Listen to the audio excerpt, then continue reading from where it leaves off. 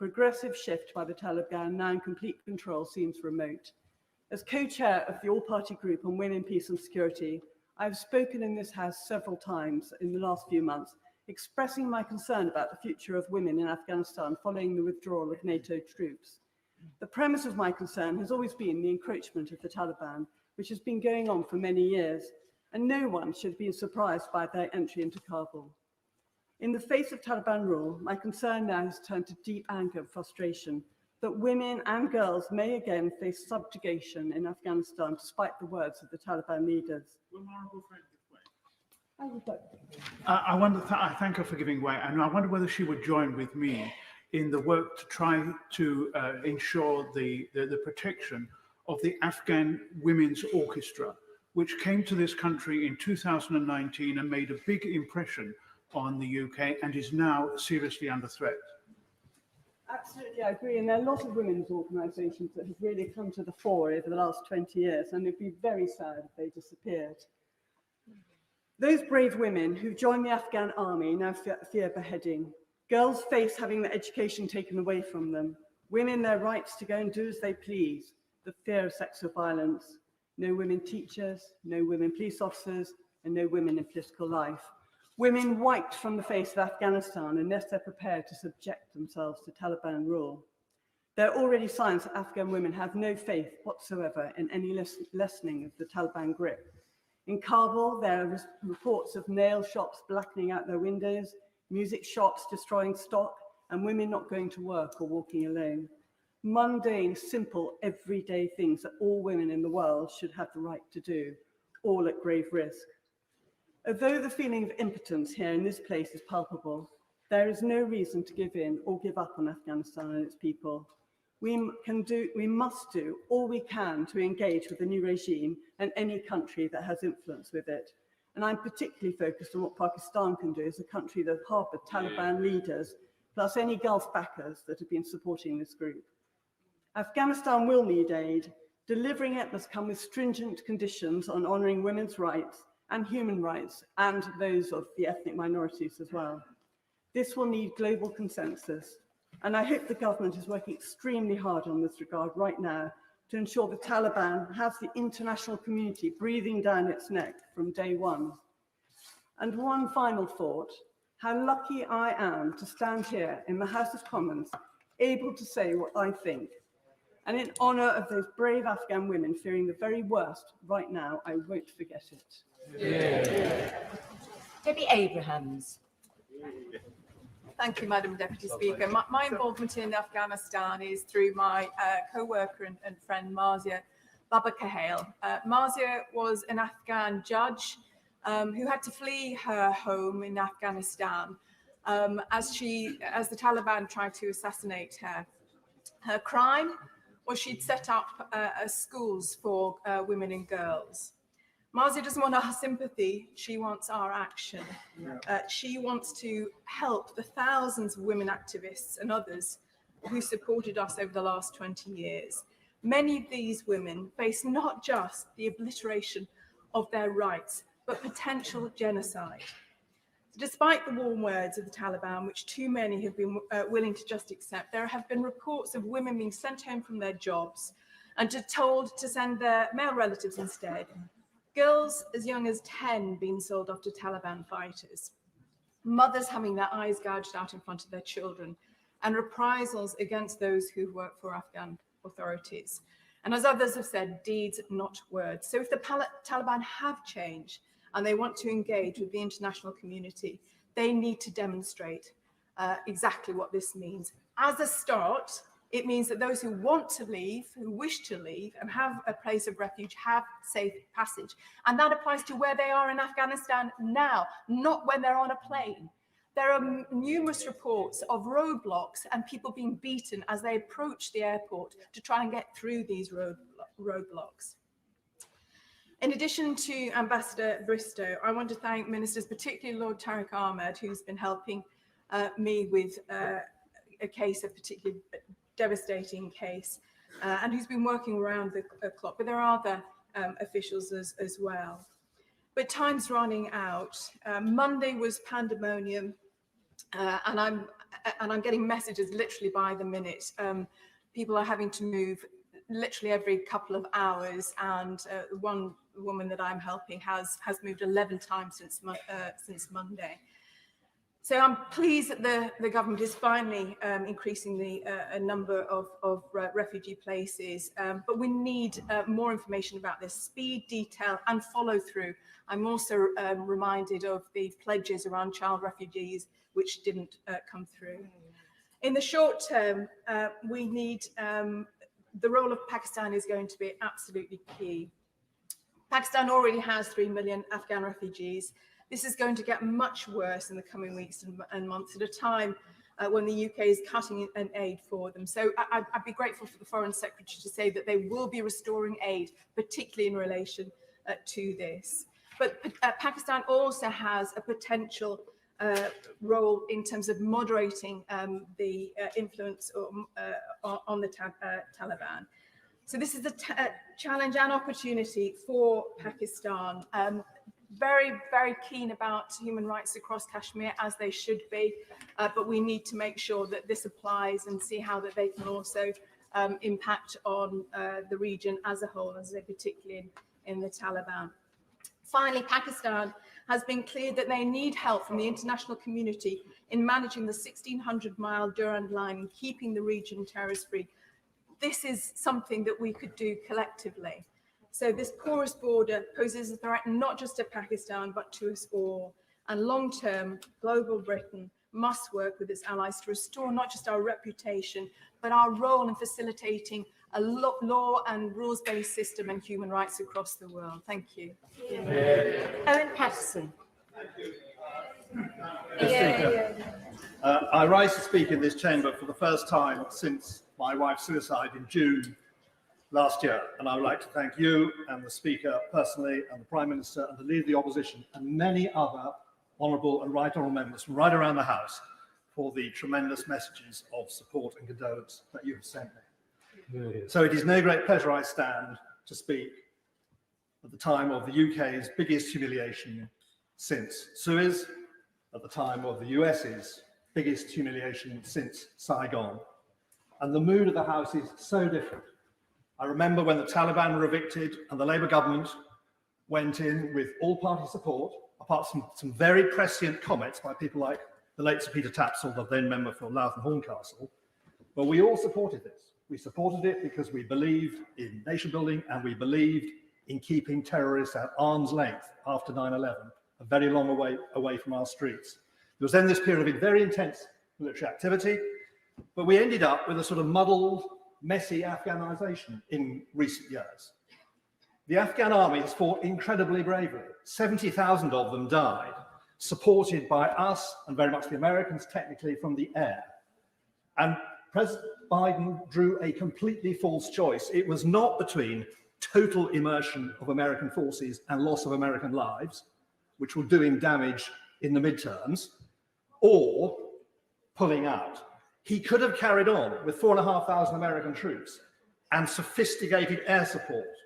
And that sent a message to every Afghan army unit that they could, if they were in real trouble, they could call up American support. When it was announced they were going, it sent a real message to the Taliban. You're safe, boys. Take every village, take every town, because the American Air Force is not coming after you. So it is frankly shameful that the President of the United States, the leader of the free world, cannot face questions from his own hostile press corps and attacks the Afghan army for cowardice. Absolutely.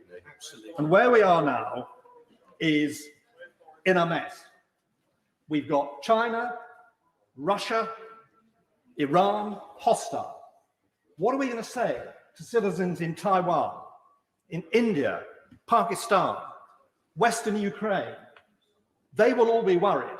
And the UK has a real role. Our review recently was worthless. We now have to cope with a weak American president. And the UK leading the G7, as the Prime Minister said this morning, has to step up. Yeah. We have to review the review. We have to see how we handle this. And I have to pay tribute to our armed forces in the short time I have left. I'm very proud to represent the 1 Royal Irish Regiment based at Turnhill, my constituency. I also saw them when I was Secretary of State in Northern Ireland. And Flaggen Valley mentioned those funerals. I was there for 3 of them. And they are very proud of what they did. And we should remember what these veterans did. They did bring women's rights. A concrete building in southern Afghanistan was turned from an ammunition dump into a children's school. So we should remember them. We should remember the pressures they're under now. These images for these veterans will be shocking. And combat stress have had a doubling of applications for help in the last few days. They already look after 15 to 16,000. We can all help. The government can help through the NHS and the MOD, who contribute 25% of their funds. Every one of us, every constituent could help combat stress now. This is in our hands. I entirely endorse the comments about interpreters and getting other people out, but these are our citizens. Every time they look at the screen, the horrors of their experience in Afghanistan will come back, and we owe it to those veterans. We owe it to them now to go out and look after them. Stella Creasy. Thank you, Madam Deputy Speaker, and I'm sure I speak on behalf of everyone to pass on our condolences to the member who's just spoken. What we are dealing with here is a failure of leadership, not the military that served that leadership. We should never confuse the two. Both Western and Afghan forces have served with great courage and are responsible for the successes that were achieved in the 20 years. It is a failure to understand Afghanistan and how the Taliban capitalised on UK and US forces' counterinsurgency approaches and the corruption of tribal leadership.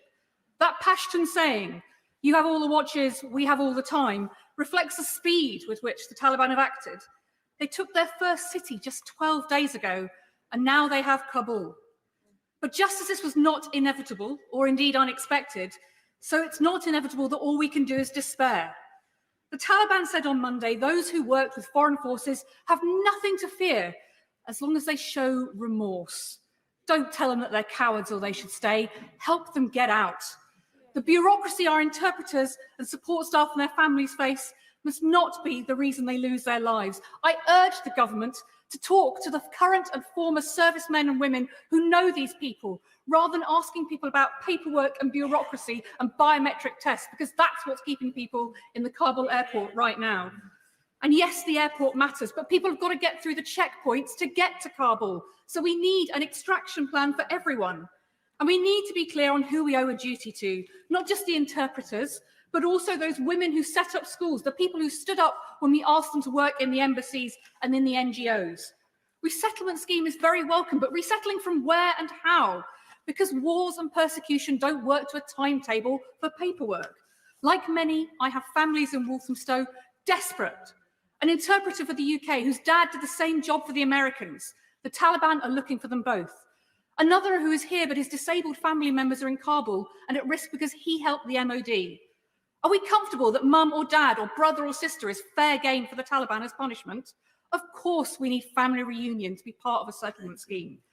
Or the family who walk for 4 hours to get to the embassy but have an Afghan mother. Are we really going to separate them? Or the man who's been trying to get his wife out since 2018 but because of COVID had her visa delayed. Numbers matter less than need. We need to reject this artificial distinction between resettlement and asylum. I'm pleased to hear the Prime Minister commit not to send people back, but I hope the Home Secretary was listening, because it's the same ministers who proudly boast about stopping boats who forget to tell you that it's Afghans on those boats. It's people who have been fleeing this situation. Instead of posturing, we need to challenge Macron and the European partners to work with them to make sure that everybody does their fair share to help. And we need to get ahead of this crisis, because at the moment we're always playing catch up. President Biden may not have spoken to other world leaders since the fall of Kabul, so I'm pleased to hear that the Prime Minister is, because we need to get agreement via the UN and NATO that if the Taliban provide a safe haven for Al-Qaeda or ISIS, we will not stand for it. And we need assurances from our counterparts in China and Russia they will not veto action at the Security Council either. And yes, this is a humanitarian disaster, but it's also a human rights one. Because equality isn't just being able to leave the house alone. Those Afghan women who are doctors, who are judges, who are politicians, need us to do more than wring our hands. We've already heard that girls are being banned from school and being forced into marriages. As the quote is, the Taliban talk nice during the day and disappear people at night. We must also say, this is not Islam. Islam is not the reason why people are clinging to planes to save their lives. That is brutalism and terrorism, and we must not let people divide ourselves here or overseas in that fight for those values. There may have been a failure of leadership so far, but that doesn't have to continue we work together. Fiona Bruce. Thank the government for proposing a bespoke refugee scheme focusing on the most vulnerable in Afghanistan, and that, as the Home Secretary has said today, this will include persecuted minorities, those persecuted simply on account of their religion or belief. This is absolutely in accord with our government's commitment to promoting and defending freedom of religion or belief for all as a key human rights priority. As the Prime Minister's Special Envoy on FORB, I welcome this. However, a word of caution, if I may. We've heard that this scheme will be similar to the Syrian Vulnerable Persons Resettlement Scheme, but that was not as effective as intended for some minority groups targeted for their beliefs, such as Yazidis, Christians and Shias. They were disproportionately underrepresented in refugee referrals to the UK, indeed substantially so. One reason was that the scheme outsourced the selection of refugees to the UNHCR, whose vulnerability criteria didn't include people being targeted for their faith.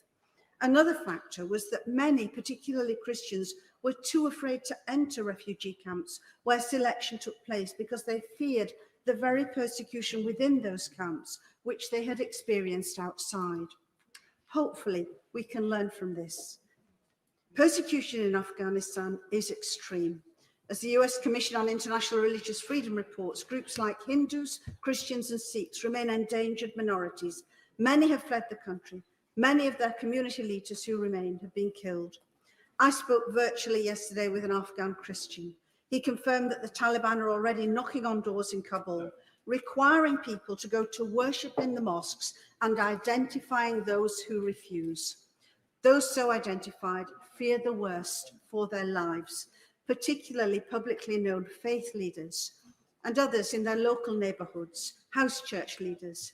Their neighbours know them. I'm told they fear being outed by their own neighbours. It's vital that there is urgent international coordination to help them, the religious minorities in Afghanistan facing persecution. The UK should not have to tackle this alone, but nor does it need to. Offers of help with international coordination are available, as I heard yesterday from an international NGO with whom I spoke. And I do want to thank the Home Secretary and her staff for the way that even overnight they're actively engaging with me on this issue. As the Home Secretary has said, I want to ensure that as a nation we do everything possible to promote support for the most vulnerable. The UK is doing all it can to encourage other countries to help. We want to lead by example.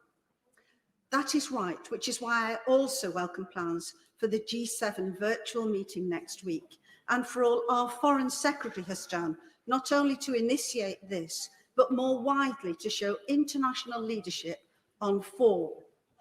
In May this year in London at the Foreign and Development Ministers meeting, a communiqué was issued confirming, and I can only quote a fraction, we commit to coordinated action and targeted support to defend freedom of religion or belief for all and combating all forms of hatred and discrimination. The G7 will enhance efforts towards the promotion and protection of freedom of religion or belief globally. This is the moment to translate these words into action, and I am confident that our Foreign Secretary, under our presidency of the G7, will have freedom of religion or belief at the forefront of his mind next week. It's also our opportunity to show the world the reality of the words in Chapter 2 of our new immigration plan to ensure support for those such as persecuted Christians who need emergency resettlement. Dame Diana Johnson. I have three issues that I'd like to raise today.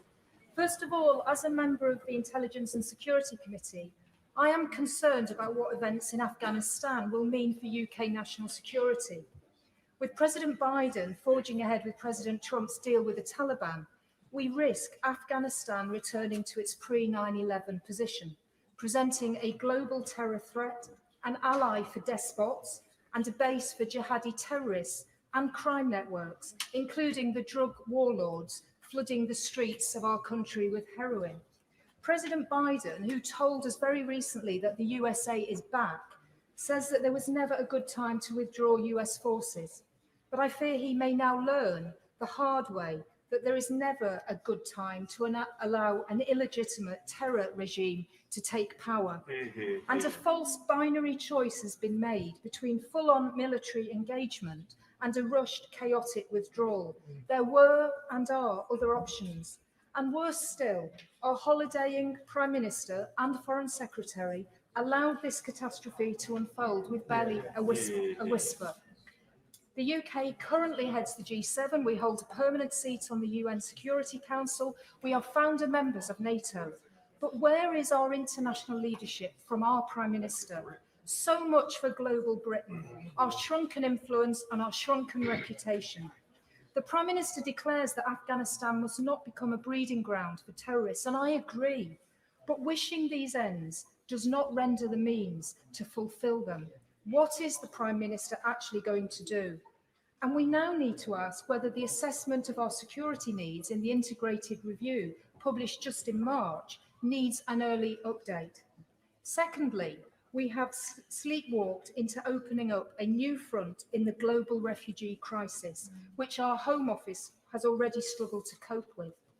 With our allies in the EU and Commonwealth, we must ensure that aid reaches those in need. And this is after the government have cut the UK contribution to the Afghanistan humanitarian response plan by 76%. And now we have the added task of avoiding aid falling into the hands of the Taliban. I can only urge the government that we must do our fair share in terms of providing safe havens, sanctuary and support for all those left with nothing. And thirdly, as the chair of the Parliamentary Human Rights Group, I am appalled at the prospect of a new dark age descending on Afghans. As Hillary Clinton said, human rights are women's rights and women's rights are human rights. And after all the sacrifices of 20 years of human rights progress for women and girls will be swept away with the return of a perverted medieval theocracy. Women will be erased from public life, the right to education severely limited, violence, rape and forced child marriage will be routine weapons of oppression. Brave female politicians, teachers, medics, scientists, journalists and judges will be targeted by the Taliban. Those who work with the coalition forces are being subject already to brutal reprisals by the Taliban, as are those who are dedicated to protecting fundamental human rights, such as the right to education, healthcare, freedom of expression and association. Members of ethnic and religious minorities, not least Christians, are now at greater risk in Afghanistan. And those now in mortal danger deserve better than vacuous slogans about solidarity. Again, this government's integrated review also had a section on defending human rights, promoting gender equality, and much else. It sounds utterly empty now. Alex Shelbrook. Thank you, Madam Deputy Speaker. Madam Deputy Speaker, at the NATO 2021 Brussels summit, the summary was that they confirmed the end of NATO's military operations in Afghanistan, whilst restating the pillars of NATO's new relationship with and support for Afghanistan, namely ongoing training and financial support for the Afghan National Army, ongoing diplomatic engagement, transitional funding to ensure continuing function of Kabul Airport, dialogue on Afghanistan with relevant international regional partners, and support for the ongoing peace process. Clearly, Madam Deputy Speaker, there is no support to be offered to the Afghan National Army anymore, and of course the peace process lays in tatters. This goes down as one of NATO's great failures of what has unfolded in the last month. But within that communique, I think lie some important points. An ongoing diplomatic engagement is a very important way forward. The functioning of Kabul Airport will probably take place through support from the Russians and the Chinese. And I think that we have to recognise that the ongoing diplomatic engagement will make for some uncomfortable partners that we're going to have to deal with. But the reality is that the original NATO operation to remove the Al-Qaeda threat from those terrorist camps was in itself successful.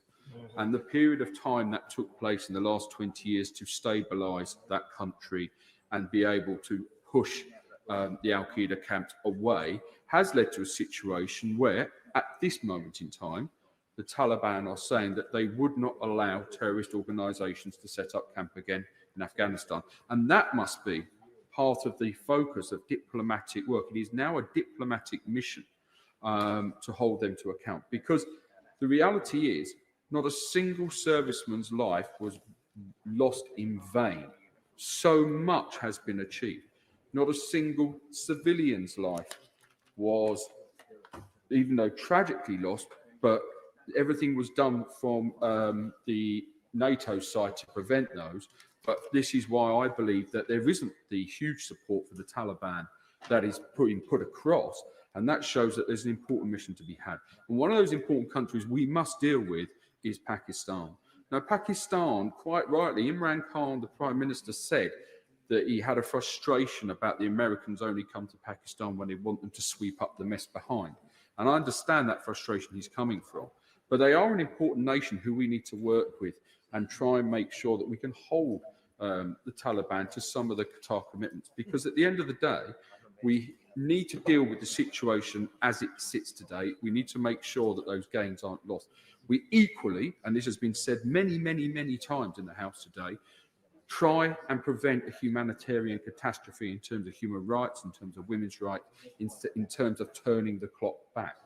And that is all going to take diplomatic effort, and it is going to take financial input and financial sanctions when the time comes.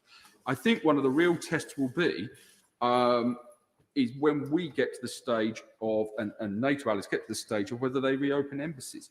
That will be an important step towards this an organisation that is willing to stand by its Qatar agreements and that we can work with or not. And the functioning and sanctions that may or may not have to be put on that state will have to be put into there. The Taliban have declared that the war is over. That's what they declared.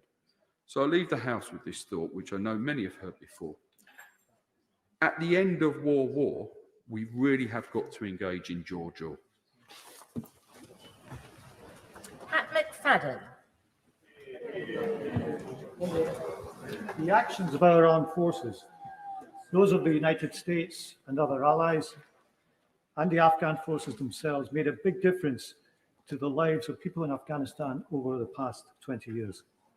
We've heard a lot today about the importance of education for millions of girls, about the value of the freedom that allowed women to work, about the political representation, the elections, the diversity of representation that would have been unthinkable under the Taliban, and much more.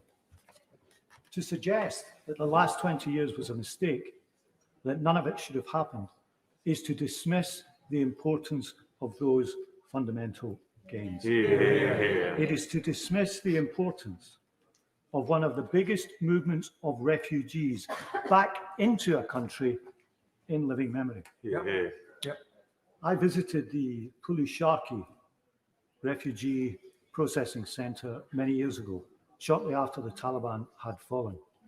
And I was able to speak to people there and ask them, why have you come home? Because there is hope for our country, was the answer. And the measure of what has been gained will now be seen in what is lost. It can be seen in the desperation of people clinging to the undercarriages of planes leaving the country. It can be seen in the palpable fear of those who feel their freedom and safety are now under threat. All these gains were only made possible because of the commitment we made. 457 members of our own armed forces never came home. Members on both sides of this House served alongside them. All of those soldiers made a huge and positive difference to the lives of the Afghan people. There wasn't peace in the whole country. Violence still killed many, but undoubtedly great gains had been made. So let us be clear. The Taliban are in control in Afghanistan today, not because we intervened in 2001, but because we abandoned it in 2021. The defense of the position that has been adopted is that we couldn't go on forever. But our role had radically changed. far fewer troops, less frontline fighting, more of a support role. And the question has to be, was this withdrawal necessary now? Was this outcome inevitable? Many times in this House, we have debated intervention. It's a difficult choice. And when it happens, we know that ownership of the consequences follows. But be in no doubt, the events of recent weeks show that not intervening has consequences too. And those consequences are just as real for the Afghan people. Are we going to pretend they matter less because we don't feel we own them? What's our message to oppressed people around the world after this? Are we going to console ourselves with tweets of solidarity which offer them nothing? That is not a foreign policy. It's not a moral stand. It's just a pose. And the oppressed people around the country, around the world, deserve better than that. Yeah. So where do we stand in the world now? Where does rhetoric about global Britain mean in the face of what's happened in the past few weeks? Where do we stand with the United States when the limitations of our ability to act have been so brutally exposed? This is the question that will be asked of the West now. It's about trust in our word, trust in our faith, and recent weeks have been a major setback to both. Caroline Noakes. Thank you, Madam Deputy Speaker. And can I draw the House's attention to my entry in the Register of Interest for the support I get from the RAMP project? I'd like to pay tribute to the Army Air Corps based in my constituency, who over the last 20 years have played such a significant role in Afghanistan, and also to the contributions today from gallant members across this House who have personalised the story. I would like to start by commending my right honourable friend, the Prime Minister, for the scheme he is putting in place to make sure that we can prioritise women and girls and bring them to safety. He and I do not always see eye to eye, but this scheme absolutely is the bespoke one that I have been calling for over the last few days. But time is of the essence and detail is missing. And that is my big worry. How are we going to bring those people to safety in the time that we have to do it? Because I lived for 18 months the VPRS scheme, and I know the complexities and the difficulties with, on occasion, petty-fogging bureaucracy, how hard it is to get the referrals, to make sure that you have the right vulnerabilities identified, how difficult it is to work on the ground when people are in camps and they are all in one place. The women of Afghanistan are not in one place. They are in hiding. They don't necessarily have the documentation that they need in order to be able to find their routes to safety. And what are those routes to safety? We need to know as a matter of urgency. My concern is that they don't have the 6 years that we're talking about with the VPRS scheme, that actually they don't have 6 months. They don't even have 6 days before they were forced back into burqas, before they were turned away from their university places, before the bank tellers were told that they had to go home because their jobs were to be taken by men. But they were told it's all going to be okay so long as they live under Islamic law. But what is the Taliban's interpretation of Islamic law? What will it actually look like for them? Now, my email inbox has had a number of comments from people telling me that I have to have trust in the Taliban and that they're not as bad as they once were. Well, I will judge them by their actions, not their words. And I saw those terrible scenes at Kabul airport where Afghan nationals had no confidence in their words and were clinging desperately to the underneath of planes to escape. And particularly, what are those women teachers who were giving education to girls? What are the civic leaders who we encourage to stand as mayors and take up roles in civic society? What of the doctors and the medics, the midwives we heard about earlier? They are the ones most likely to suffer reprisals. But I wanted to talk very briefly about the experience of my constituents, Monica and Sunila, who are still waiting after 2 years for a decision on their asylum claim. It is the time now to grant all of those claims because they cannot be returned to Afghanistan. They are educated women who have been active in society and are journalists. They would be at risk. But what of their mother and their younger sister who are still in Afghanistan? At that dispatch box, I argued for refugee family reunion to allow teenage girls who were over 18 to be allowed to come here. Our children do not suddenly become independent because they pass a day over their 18th birthday. So actually, refugee family reunion in this instance has to make sure that those girls are able to come here, because would we leave our daughters in Afghanistan, 12-year-old girls taken from their homes, and I will not use the term forced into marriage. They are abducted and they are raped by men old enough to be their grandfathers. So we have to do more. We have to do it quickly. I think the scheme that the government is putting in place is a good start, but it is just a start, and it needs to be the fastest resettlement that we have seen since Uganda and since the kinder transport, so that we can continue to stand at that dispatch box and say that we have a proud history of being a safe haven and of resettlement. Tahir Ali.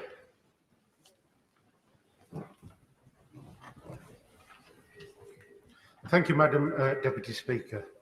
The situation unfolding in Afghanistan is of deep concern for the whole international community, as a potential for the tragic humanitarian crisis is absolutely clear. Many thousands will now be attempting to flee from the Taliban, who have swiftly seized power after the withdrawal of US troops. The message is clear. The international community, including the UK, have failed the people of Afghanistan. 20 years of armed intervention and the commitment of over 100,000 British service personnel has not prevented the return of the Taliban and has left many Afghan people in a dire situation. In every respect, our interventions in Afghanistan have been an abject failure, resulting in a power keg which threatens regional stability. This must signal loud and clear that a change in direction is needed. Military action has failed and has cost the lives of countless Afghan civilians and British service personnel. We must now set out to work alongside the international community to find solutions which prioritise the safeguarding and the well-being of Afghan people, and in particular, which set out to protect the women and girls. As such, it is imperative that the UK government provide a safe haven to those fleeing that country. In this, we must not fail the Afghan people. Those seeking asylum here must be given a safe passage and be allowed to rebuild their lives. We must not cherry pick who to save and who to turn away, but instead must put compassion at the forefront of our response. Given the UK's role in what is now happening in Afghanistan, this is the very least we can do if we care all about justice. The situation in Afghanistan, Madam Deputy Speaker, is now a power keg, as I mentioned before, threatening regional stability in an area where conflict between major nuclear powers is already a terrifying possibility, with real tensions already existing between India, Pakistan, Iran and China, and the worsening situation in Afghanistan will only add to these. Given its long and prominent role in facilitating and exacerbating conflict in the region, if the UK is to redeem itself, then it must fully commit to working alongside the international community to find ways of de-escalating regional tensions. We must use our relationships with powers in the region to push for a peaceful solution to the outstanding conflicts, including the ongoing Indian occupation of Kashmir. Just over 2 years ago, the Article 370 was revoked, and if you look at the atrocities and the abuses that are happening, we cannot talk about Afghanistan in isolation and completely ignore the conflicts in the rest of the region. If regional powers set aside their differences and work together, I believe we will be able to avoid further bloodshed. Bob Seeley. Thank you very much indeed, Madam Deputy Speaker. I have to say, I think this is quite a difficult and upsetting debate, and I'm not quite sure why. And it may be because some of the people one knew are now dead. It may be just because some of the things that are being said I don't think are true. And I actually want to set the record straight, and in the short time I have, to correct some of the false assumptions which I think are being made, but also a few observations. I pay tribute also to the excellent speeches by many, but especially the chairman of the select committees for Foreign and Defence Affairs, I thought were incredibly good. This is an appalling self-inflicted wound, and it is an unnecessary self-inflicted wound. We are being presented here with a choice. You invest more blood and more treasure, or you walk away.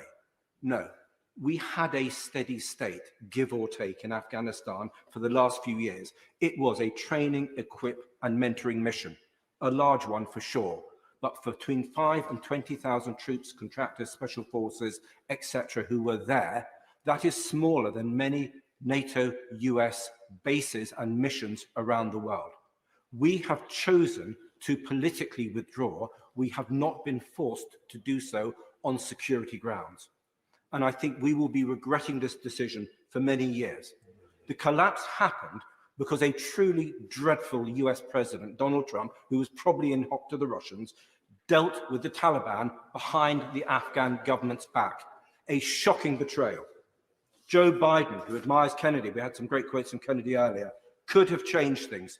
He has chosen not to, and he has opened the United States, Europe, India, many allies throughout the world to considerable terrorist risks, from the 2,500 to 4,000 jihadi nutjobs who are currently being released, pardon my French, from Bagram, from Kandahar, and from Kabul. And when they have stopped slaughtering our friends, when they have stopped beheading a few key women journalists, they will turn their attention to us.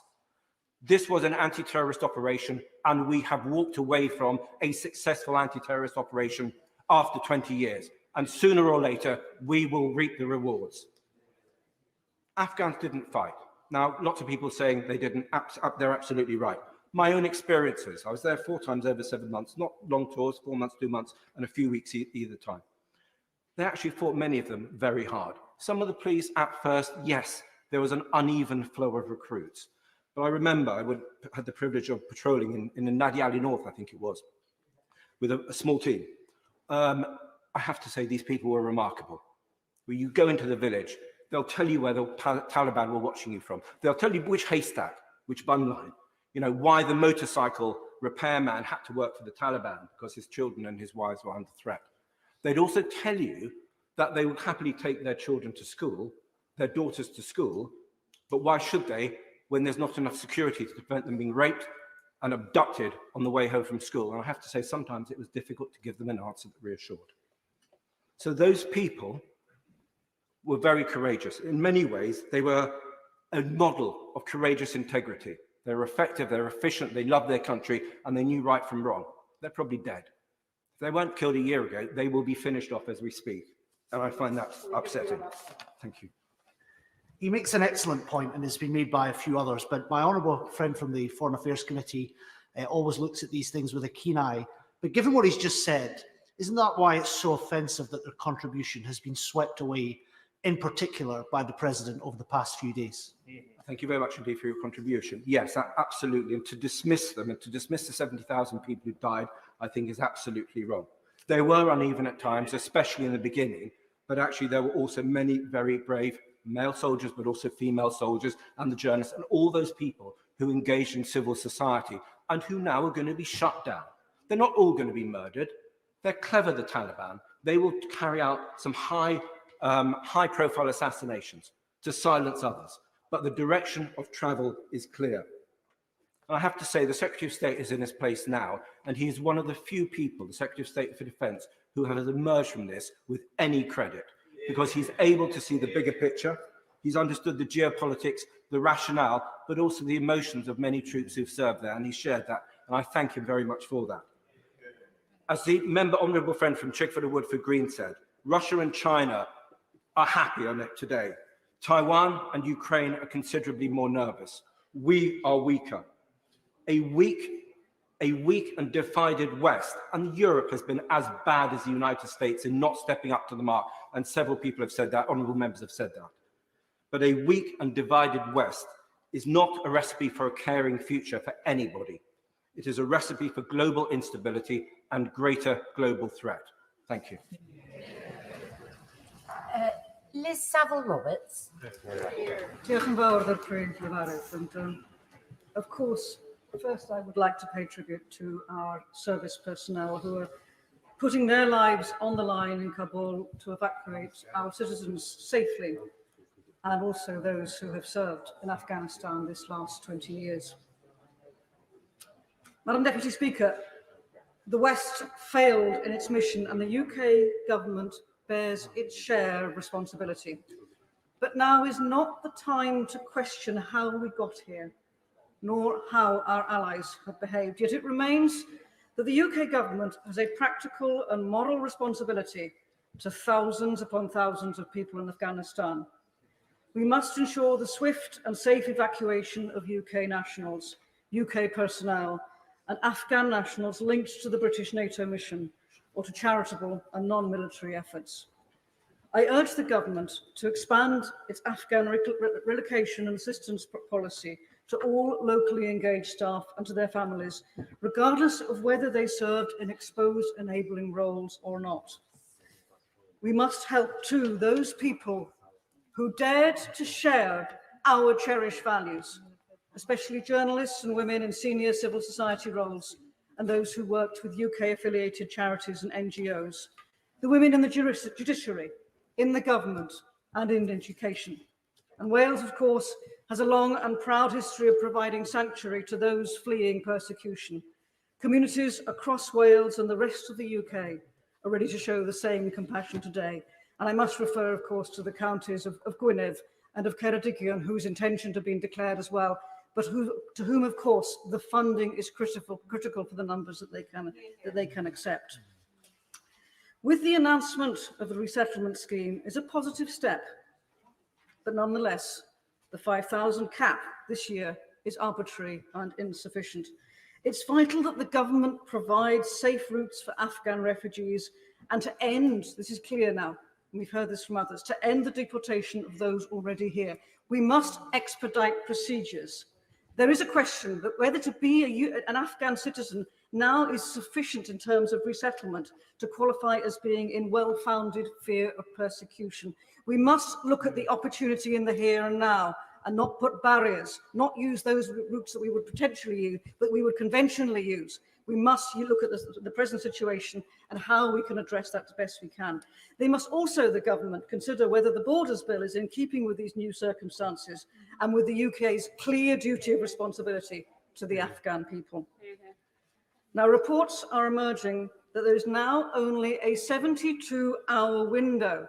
And this I would like to question the government on, and I would like a response to this, if hopefully in their winding up. There is now only a 72-hour window before the US pulls out of Kabul airport. We are indeed in that 72 window now. This will endanger UK and other allies' efforts to evacuate citizens and eligible local nationals. We must make every effort to secure the time to do the right thing.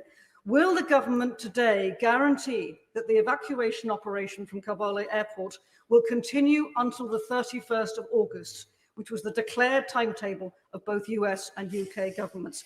Will the government still be there with representatives able to send people out of Kabul airport to the end of this month? Finally, Madam Deputy Speaker, it is clear that our greatest and only success after 20 years in Afghanistan has been the rights of women and girls. Will the government commit today to do everything in its power to encourage the Taliban to protect these advancements and the lives, livelihoods, freedoms and rights of Afghan women and girls? Richard Drax. Thank you, Madam Deputy Speaker. As a former soldier, I've watched the scenes of chaos with great sadness. Sadness for the 457 men and women of our own armed forces who died doing their duty, and for the scores of others with life-changing injuries.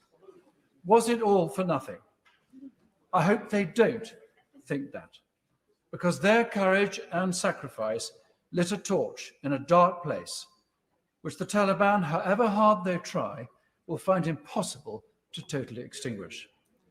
And as we've heard, they prevented any terrorist attack on the West for 20 years from Afghanistan. I also pay tribute to all those brave Afghans who have helped us over the past 20 years. I hope we can evacuate all those who need to get out. And we must never, ever forget the men and women of our allies and friends, without whom we could not have borne our share of the burden over all these years. While I know that the government is doing all that it can to bring some semblance of order to the withdrawal, it's a fact that not all will escape the vengeance of the Taliban, despite the current amnesty, in which I have no confidence. My concern now, and it's been expressed by many in the House, is that this rushed withdrawal will create a vacuum. I should say perhaps is creating a vacuum. For now, we face a resurgent fundamentalism in Afghanistan, the prospect of the country once more harboring those who would do us harm, and a significant growth in the drug trade from which the Taliban will get its funds. But while the Taliban want only to export their heroin, others will use the ungoverned space to foment and spread their extremist ideology. We only have to look at why we went into Afghanistan almost exactly 20 years ago to see what that means. Already, countries like Russia, China, Pakistan, and Iran are circling like sharks. And I shudder to think what the future holds for not only the Afghans, but the West too. We must not be naive in accepting that the Taliban will soften their stance without evidence, as many honourable colleagues have said today, and that will have to be proven. Now, I'd like to end, if I may, by referring to my phone, which I don't like to do, Madam Deputy Speaker, but I've had a comment from a general, a very distinguished general, and the Defence Secretary is in his place, and as a former soldier, I feel I have a duty to read what he says. And he served in Afghanistan on many occasions. He says this: I hope someone will ask what price the Defence Review, the Defence Secretary's filleting of the army, means it could not sustain an operation in Afghanistan or elsewhere. If the last few days show anything, it is that you have to be able to sustain an operation over decades. Strategic patience, a word used by my honourable friend in his excellent speech, is all. The cut of 10,000 men and women from the armed forces removes that capability. And he sums up in the end, in the short time I have left, by saying this: I guess the strategic point is this: Afghanistan is a disaster of strategic proportions with implications for our foreign policy, defence policy, for NATO, and for our relationship with the US itself. And what is our response? To cut our army by 10,000. Some signal of our intent, some signal to our allies. Order. I do want to try to get as many people in as possible. Not everybody will get in my view, but after the next speaker, I'm going to reduce the time limit to 3 minutes in order to try to get as many people in as possible. Hilary Benn. Thank you very much indeed, Madam Deputy Speaker. The events of the last few days have caused a great deal of sadness and fear. The sadness, as we've heard, of the members of our armed forces and their families as the memories come flooding back, and fear on the part of the people of Afghanistan that all the gains that have been made will disappear. And perhaps the best answer to those who ask, was it worth it, is to be found in the desperation of those who are trying to flee the country, because they know better than any of us what was achieved, what it meant, and why they fear that it will now be lost. For each of them, it was not for nothing. Exactly. Now, we need to ask ourselves some very hard questions. Why did it come as a surprise that the government and its forces that we've been supporting and funding and training and seeking to build up over so many years at the last appeared to be made of sand as the Taliban advance took city after city? Was it right of the Americans to announce such a precipitate withdrawal? I think the mood of the House is no, it was not right, because the speed of their retreat undermined confidence and destroyed hope. And it is essential that we learn the lessons, and I hope the government will change its mind about the need for an inquiry. Not to be wise after the event, not to find scapegoats, not to point fingers, but to understand what happened. That is for tomorrow, however.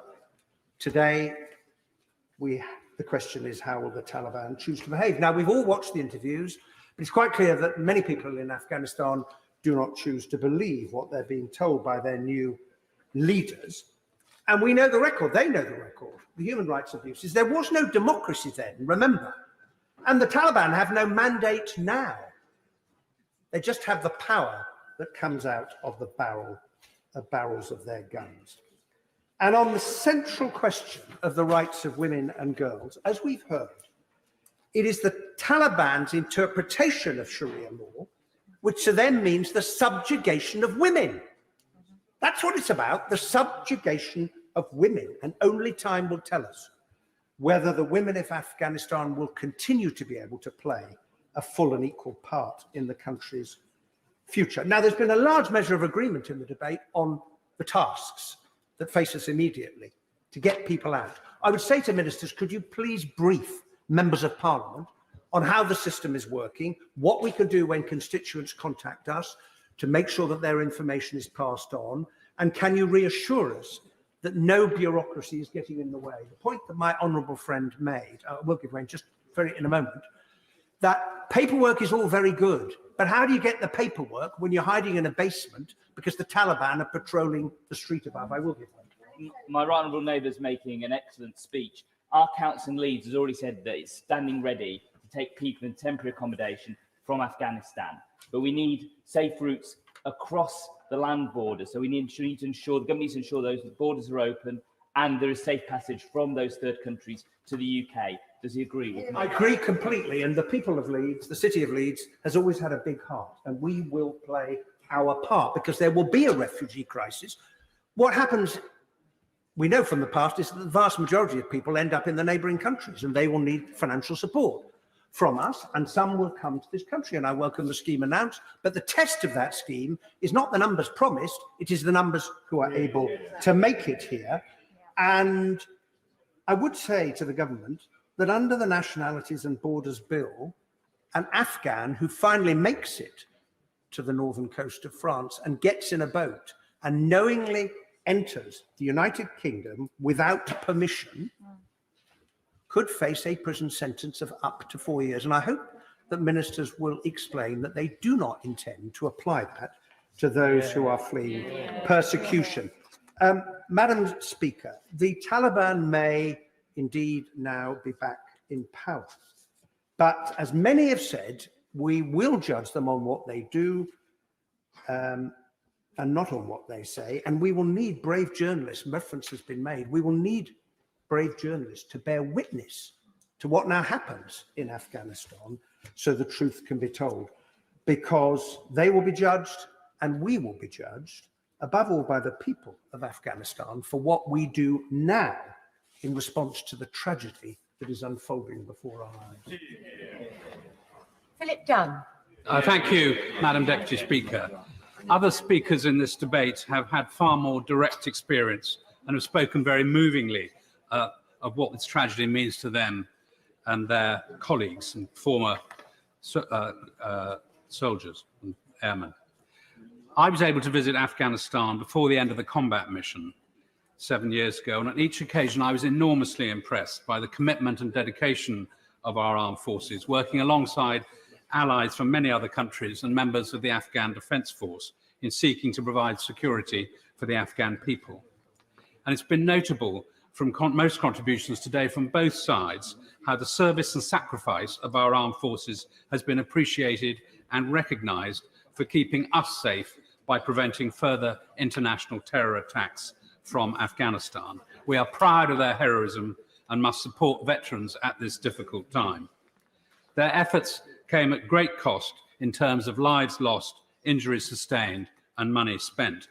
But much was achieved, and has been said by others today. Afghanistan ceased to be a safe haven for terrorist groups. Lives of women and girls, particularly in the cities, was transformed. And as we've heard, millions of girls have been to school to receive an education which cannot be unlearned. Women were able to work, to take part in government at regional and national levels. But there is no hiding from the fact that it has now come to a humiliating end. Despite yesterday's statements of good intent from the Taliban spokesman, we all recall with trepidation their dark ages ideology of violence and repression. When I was in Camp Bastion, I was struck by the commitment of medics working in the field hospital, treating those who'd been injured on both sides of the conflict. Taliban fighters, in some cases, in adjacent wards to British soldiers. This magnanimous humanitarian generosity, I hope, will be remembered by those who've taken control of the country now. Today is not the time for hand-wringing and apportioning blame. Doubtless that will come.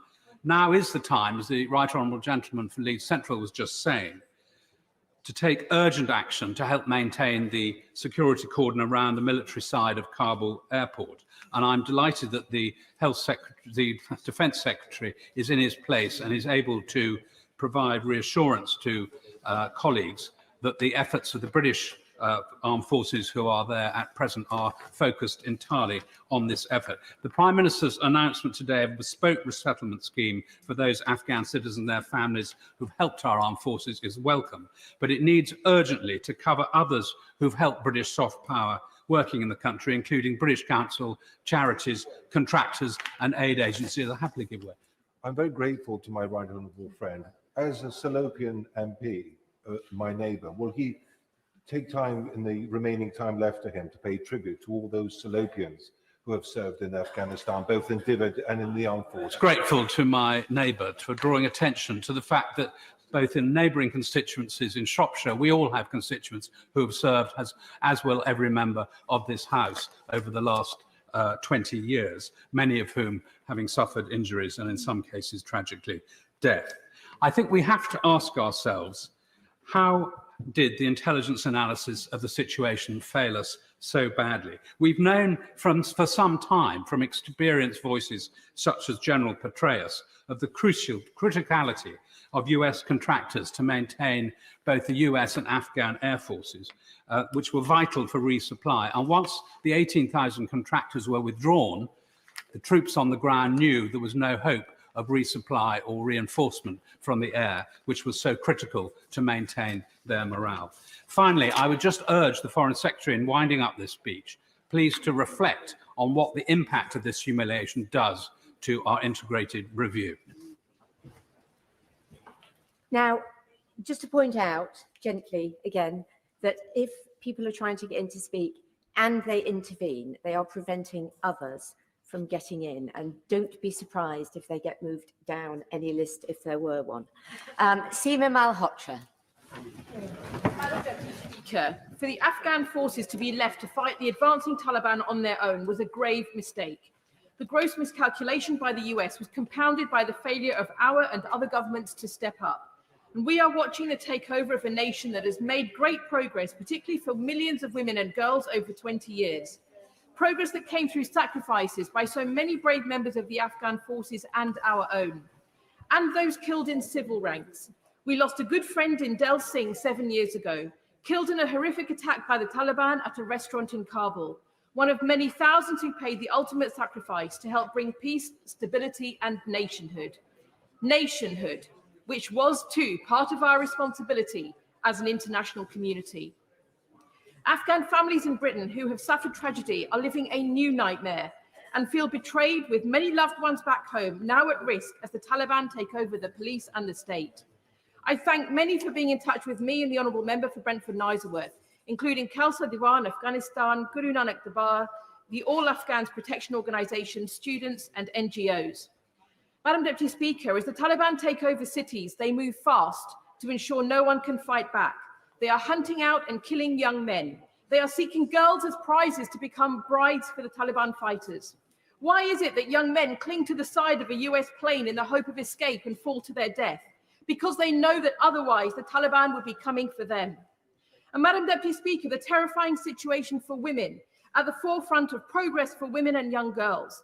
I've heard directly from the relative of a 16-year-old girl in Kabul, who last week was awaiting the equivalent of her GCSE results and a possible scholarship. Her words yesterday, "If the Taliban come for me, I'm ready to hang myself." Madam Deputy Speaker, first we must also see the evacuation of minority communities, particularly Sikh, Hindu and other minority communities in Afghanistan. I know the government knows that they are at risk. They must be a priority for evacuation and those in our system be allowed to stay. Secondly, the safety of Afghans working for the UN and on UN aid UK aid programs, particularly women. Those not eligible for visas to the UK via ARAP because they are not directly employed to the UK. They must be allowed. And supplies of equipment or services to the UK forces in Afghanistan, they too are being sought out. Madam Deputy Speaker, speed is of the essence. Women and girls are burning their employment papers and education certificates before the Taliban come to their homes. Administration must not be delayed. Resources need to be found and applications processed urgently. And finally, the safety for those who have no means to flee. They must not be forgotten. Madam Deputy Speaker, we must stand with the Afghan people. We have a responsibility to lead, and the Afghan people need to hear our voice. We have choices we as a nation can make. If ever there was a time to prove what global Britain means, it is now. Before I call the next speaker, can I just say I think it's quite important that people listen to others' contributions. Quite a lot of chatting going on, which is quite distracting for people. Andrew Bowie.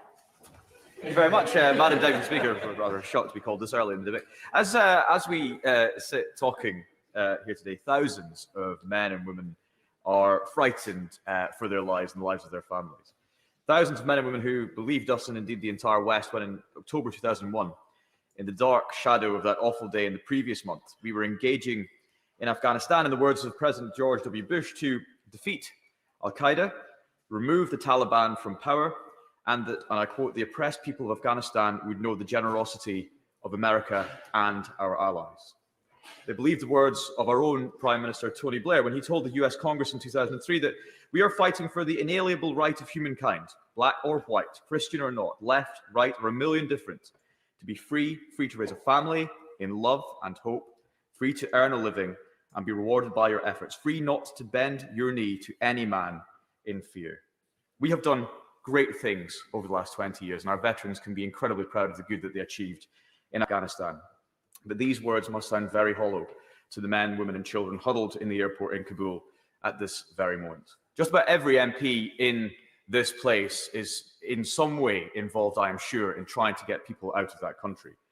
Among them is a man the name of whom I will not share for obvious reasons, a man who worked for the British government, who has certificates and commendations from the Coldstream Guards, the Royal Air Force, a certificate thanking him for his service in the year of Her Majesty the Queen's Diamond Jubilee.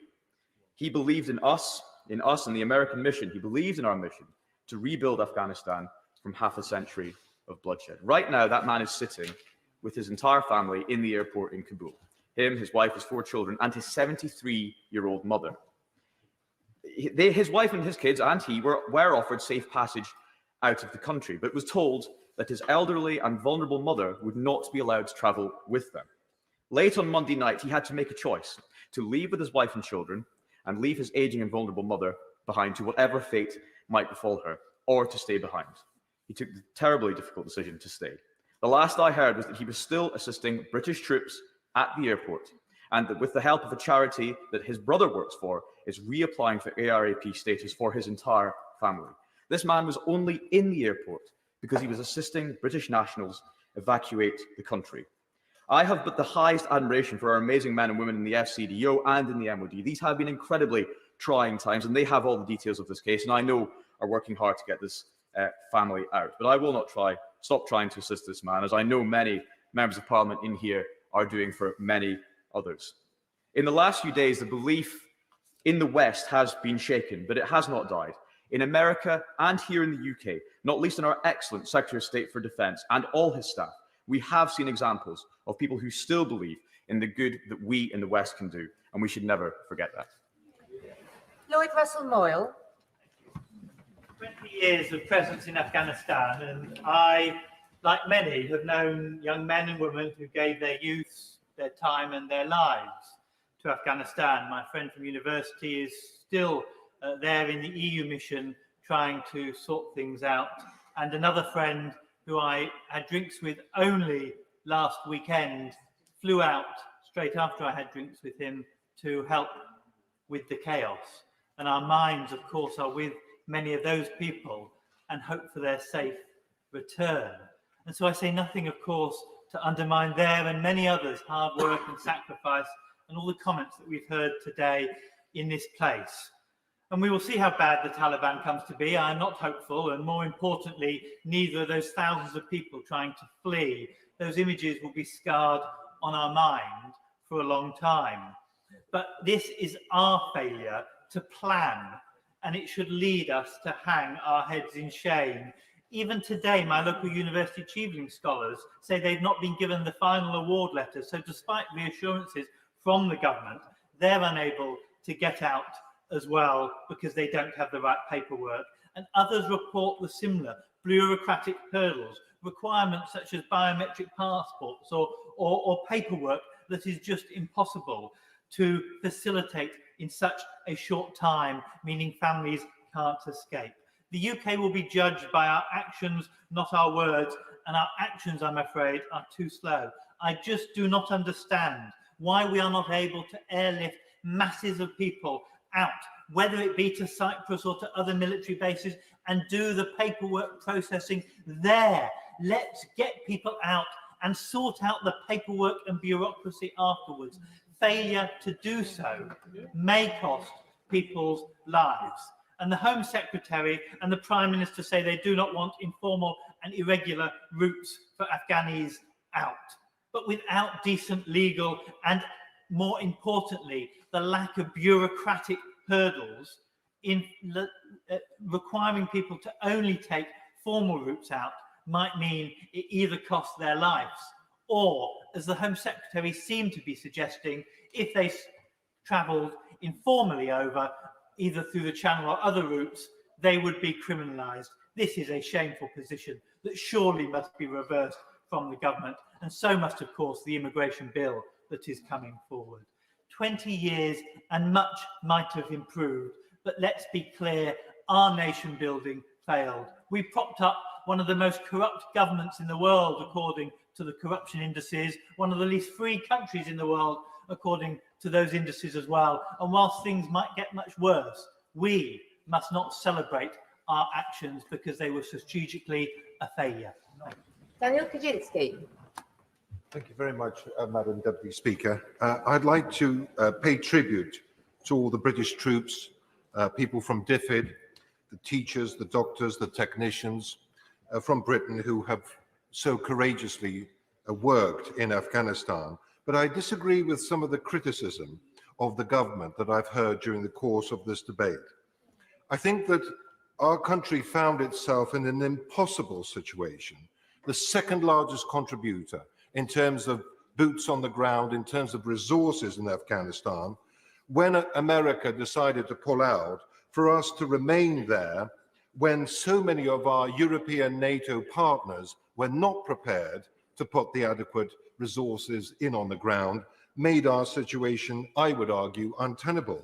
And that is a critical question that we have to ask ourselves. Why is it that so many European countries who are part of this exclusive club of 30 NATO partners, why is it that so many of them have failed to support the Americans and the British in that extremely important theatre of operations in Afghanistan? There are one or two exceptions, and the country of my birth, Poland, is one of them that has sent a lot of troops. But there are also, and I will be asking parliamentary questions about this, why so many European NATO countries did not put adequate resources into this theatre. We've already heard from our own Prime Minister that apparently 98% of all the equipment on the ground in Afghanistan came from the United States of America.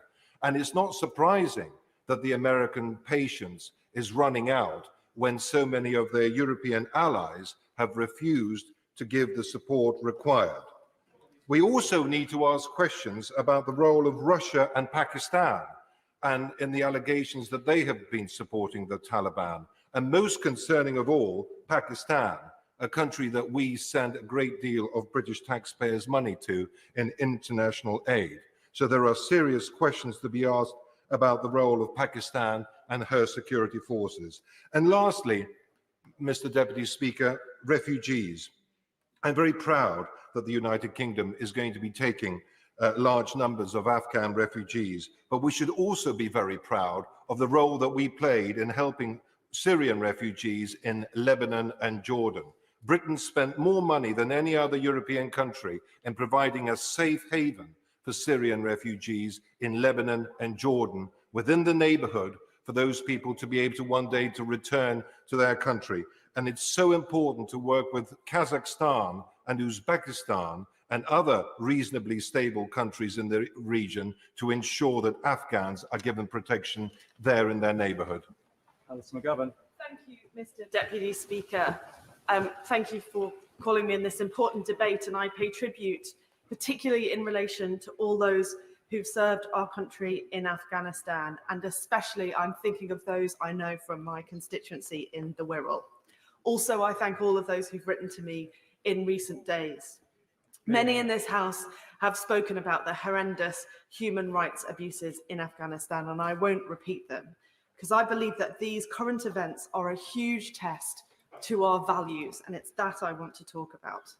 Mr. Deputy Speaker, I accept that in this debate, there are those members who do not share the simple principle, as explained by the member for Tonbridge and Malling, that Afghanistan is a piece of the main. For example, the member for New Forest East and the member for Basildon and Billericay when they spoke. A view is held that the protection of the basic rights of those in other countries, absent a direct threat to us, are not worth any increased risk to Western Armed Forces personnel.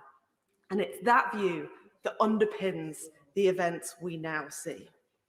But there are many of us in this House who do think we live in one moral universe, and that the question is not whether a moral duty to protect innocent Afghans exists, but rather if it can be practically fulfilled. So for us, those of us who think that Don was right to say that any person's death diminishes us all, the question is how now to respond when current events in Afghanistan are a denial, straightforwardly, of the moral duty to protect. One answer, Mr. Deputy Speaker, has been provided by those on the Treasury bench, though not currently on the Treasury bench, who faced this grave moral trauma and went on holiday. A very different answer in the long term is to fix the fundamental flaws now existing in FCDO that got us here. What's more, we can reverse the loss of DFID and the aid cuts and listen when the likes of the US Holocaust Memorial Museum's early warning project show red flags for atrocities in Afghan and elsewhere. The responsibility to protect still exists. Finally, on refugees, Mr. Deputy Speaker, putting atrocity prevention aside, we do have a clear moral duty for the UK government to act now, and many members have said what that should look like, including expanding family reunion. But I regret very deeply the focus on numbers when the focus should be on time. Get people out quickly, and once they are here, don't make them wait to restart their life. The worst conversations, Mr. Deputy Speaker, I had during COVID were with Syrian doctors who were desperate to serve our country. Let's give people their lives back quickly. Andrew Rosendale. Mr. Deputy Speaker, make no mistake that the British people are shocked at what they are seeing in Afghanistan today. After 20 years of British and American involvement, this is not the outcome we had expected. Our presence in Afghanistan may not have continued indefinitely, but it needed to be handled in the right way. It has not been, and President Biden must be held to account for his actions. My thoughts and prayers at the moment are with those British servicemen who lost their lives in attempting to bring freedom and democracy to the Afghan people, and all those who have been left with life-changing injuries. Their sacrifices must not be in vain. I also weep for the people of Afghanistan who may now face the brutal regime of the Taliban, which has shown no regard for human rights. Many innocent people will now undoubtedly be murdered, with many more suffering unimaginable treatment at the hands of that regime. This is indeed a sad day for humanity. I visited Afghanistan in 2010 with the Foreign Affairs Committee and met our troops and visited political leaders in Kabul and Lashkar, including the then President Karzai. I was struck by how much progress was being made to turn that country into a better place, as the people were given the opportunity for once to live in a free society. And so my heart goes out to all the good people of that country who deserve better than the cruel ideology of the Taliban. But we must remember, Mr. Deputy Speaker, the reason why we originally entered this conflict after 9/11 attacks in 2001. The original mission was to defeat al-Qaeda, and that was achieved. The terrorist bin Laden and his criminal gang were obliterated, and rightly so. So today, we must honour Her Majesty's Armed Forces who fought to make the world safer by going to Afghanistan and achieved that objective. But I believe the UK now has a moral duty to provide refuge and safety for those who are fleeing for their lives, and we must assist them swiftly in leaving Afghanistan and provide a safe passage to all those who are at risk because of their work with the British and Allied forces. We must do everything we can, even as a staging post, before they can be settled in third countries. All countries must play their part in helping to accommodate Afghans who cannot return to Afghanistan. Britain must fulfil its moral duty, but the global community must do so as well. Kevan Jones. Speaker, the Prime Minister said that the fall of the Afghan regime to the Taliban was inevitable. The Foreign Secretary said he was shocked by the speed in which it occurred. Well, if the Foreign Secretary is correct, then I agree with the Right Honourable Member for Dundee East. There was a huge, spectacular failure of intelligence which does need to be examined. The shambolic collapse that we've seen, predicted by the Prime Minister, was not inevitable. But I do agree with the Right Honourable Member for Chingford and Wood Green and the Member for North of Shropshire, who said that when we withdrew air support, logistic and intelligence support, it was inevitable. I actually raised this with the Prime Minister on the 8th of July. He said it is not open now to the Taliban to enforce a military solution, but neither is it to us. How wrong he was. Mr. Deputy Speaker, the government talks in terms of rhetoric and slogans. Global Britain has been shown the hollow slogan that it has. I will intervene. He talks about the statement on the 8th of July. Does he accept the decision to withdraw troops from Afghanistan, this government's decision, was not opposed by the SNP or the opposition in that debate? Indeed, it was welcomed by the Shadow Foreign Secretary. Is it right to put that on record? This was effectively a decision of the whole House, a majority of the House. Yes, but you've got the fact that you're in government. It's his government that takes decisions. And the categorical decision to take air power out was a fundamental mistake. Now, we also need to make loud and clear, Madam Speaker, that we are a country which is proud of our tradition of allowing sanctuary for those fleeing violence and persecution. And it is vitally important that we actually step up to the mark and actually give sanctuary to all those that have helped us throughout our time in Afghanistan. Now, Afghanistan now faces an uncertain future, a humanitarian crisis, and as a member, Right Honourable Member for Maidenhead said, potentially a security crisis for us if terrorism is to be thwarted there in the future. Now, the quite clear question being asked, was it all worth it? Well, I first visited Afghanistan in 2003, and over the up until 2010, I think I visited on 6 occasions. I went right up to the north into Mazar Sharif, right down to Garmshir on the fish hook near the Pakistan border, and I saw real progress. You know, it's been talked about girls' education, but there's education for boys as well. There was economic development, schools, hospitals, and economic development. Did we make mistakes, Mr. Deputy Speaker? Yes, we did.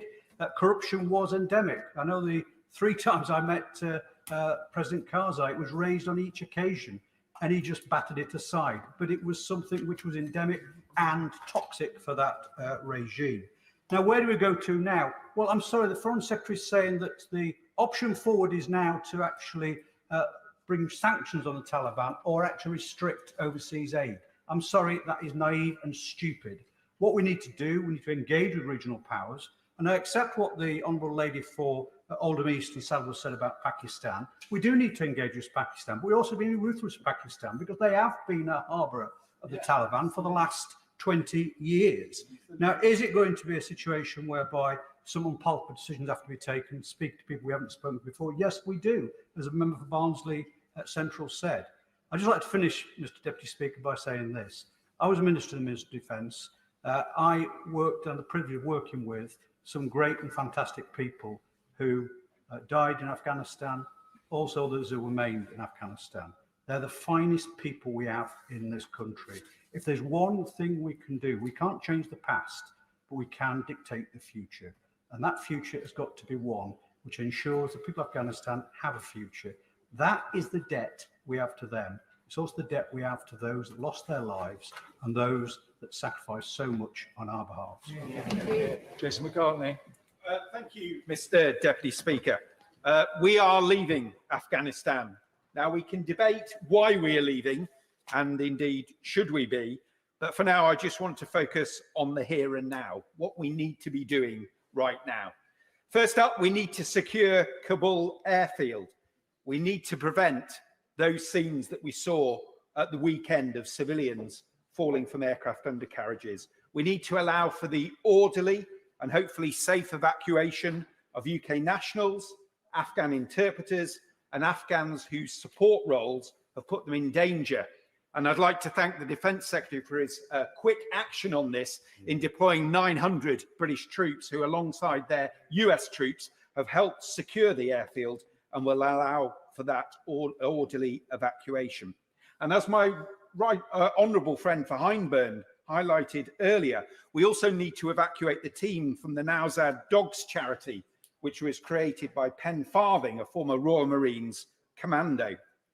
We also need to put in place a resettlement plan to help women and girls and those who face immediate danger from the Taliban. And again, the government had taken quick action on this, and I welcome the announcement this morning from the Home Secretary that we'll be resettling 20,000 Afghans back to the UK. We need to put pressure on the Taliban to remain the freedoms of all the people of Afghanistan, but again, especially of women and girls. And as the Prime Minister said at the start of this debate, we will judge the Taliban on their actions, not just their words. I had an email overnight from a constituent who has a family over in Afghanistan in a place called Herat, and they are in hiding, and they've just been told that the Taliban this Friday in Herat Sports Centre will actually be chopping off the hands of some local people. We must watch the actions of the Taliban, not just listen to their words. And finally, for me, as a former RAF serviceman, although I didn't serve in Afghanistan, I served on the no-fly zone over northern Iraq, we need to reassure our veterans, those who bear the physical and mental scars, and the family of those who died in Afghanistan, that we care and that their achievements weren't in vain. Our forces fundamentally weakened the terrorist threat. There's been education in Afghanistan for 20 years, and that will definitely sow the seeds for a better future for Afghanistan. But this did come at huge cost. I lost in my constituency Private Thomas Rowe, Lance Corporal Graham Shaw, Captain Lisa Head from Huddersfield, Corporal Jake Hartley, Private Anthony Frampton, and Private Daniel Wilford.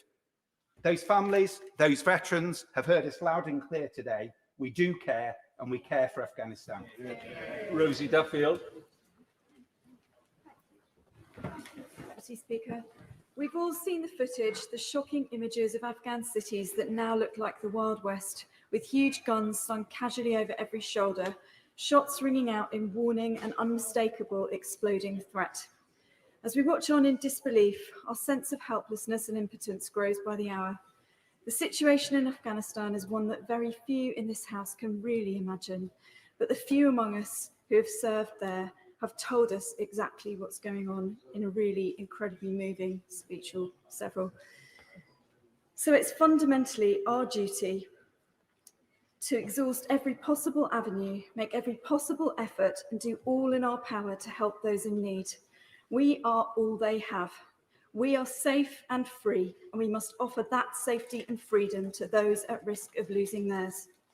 So what should we do? What are the people of Britain, as well as those experienced NGOs, current and former service personnel, telling us to do? The message is very loud and clear. We must offer safe routes out, and we must offer asylum, no ifs or buts. It's deeply disturbing that the rights and fundamental freedoms of women and girls are under serious threat. Just over a quarter of the democratically elected MPs in Afghanistan's House of the People were women, but it appears that no women at all are now represented by the new all-male regime. Men with guns promising that women may still be allowed to work and access education, with many caveats, will undoubtedly set off alarm bells for the women journalists, teachers, business owners, NGO workers, doctors, artists, politicians and judges who now all face much uncertainty in the coming months. Many women here are angry, extremely worried and determined to fight for the rights of our Afghan sisters. I've been inundated with messages and emails from people who want to help. The government must listen and assure all of them, all of us, that they are carrying out the will of the majority of the British people. In my constituency, our excellent Kent Refugee Action Network, as part of the Joint Council for the Welfare of Immigrants, has laid out what is needed. They're asking questions they need urgent answers to, relating to family reunion, the mental health of the young people from Afghanistan, which has already been severely impacted, and what happens to those who are in the UK but have been previously refused asylum because Kabul was considered safe. Can their cases now be considered urgently? Will local authorities, especially those in Kent, receive sufficient financial support to house asylum seekers in suitable accommodation?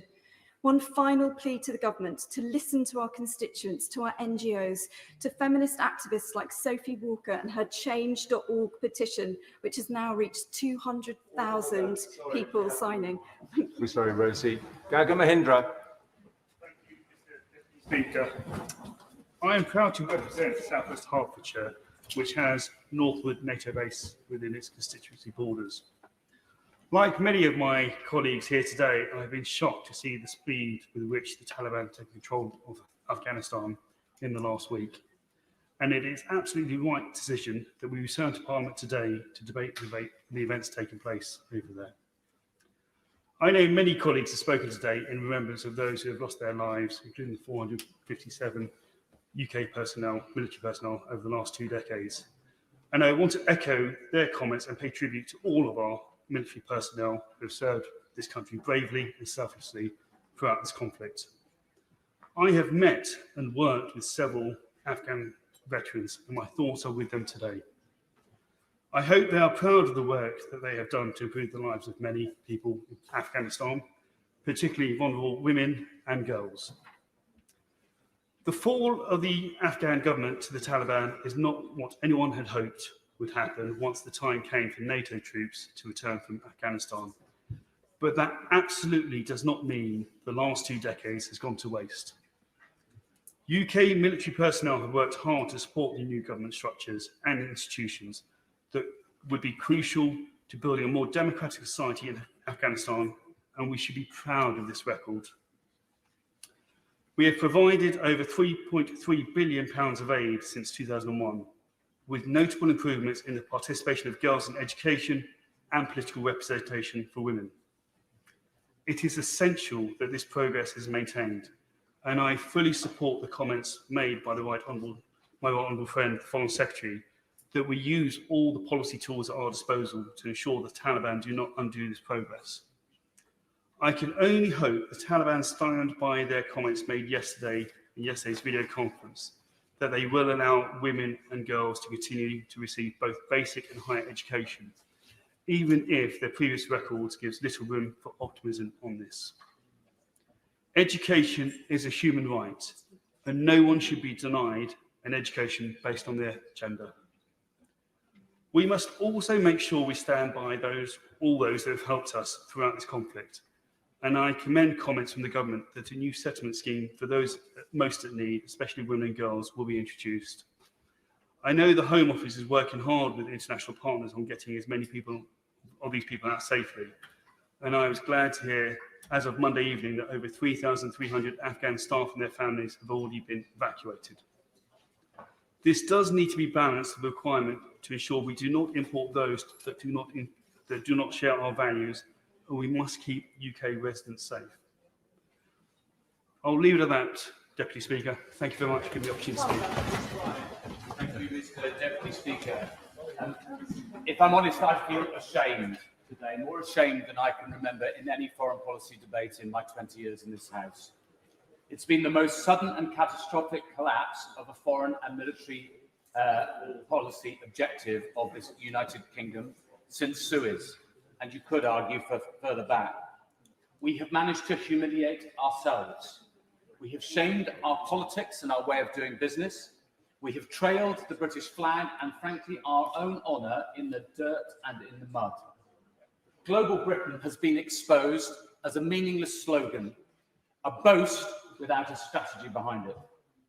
I'm ashamed too by how we've treated many of our armed forces over these 20 years. It's shocking to me that there are still men who were soldiers who were diagnosed with PTSD when they actually had a brain injury from an explosion. And we are one of the few countries that still doesn't test any of our armed forces automatically after an explosion for a brain injury. And that may be one of the reasons that many of them later suffer from dementia and depression. I'm ashamed that we never said to the United States of America last year or this year, hang on, stop, think, wait, put in place a proper plan before you go ahead with this. I'm ashamed that our silence basically endorsed Trump's plan last year, and that our silence now, apart from one notable exception in the form of the Secretary of State for Defense, our silence now has effectively enabled Biden to get away with some of the most shameful comments ever from an American president. We should never be just a sidekick to the United States of America in our foreign policy or our military policy. I am fearful, Mr. Deputy Speaker.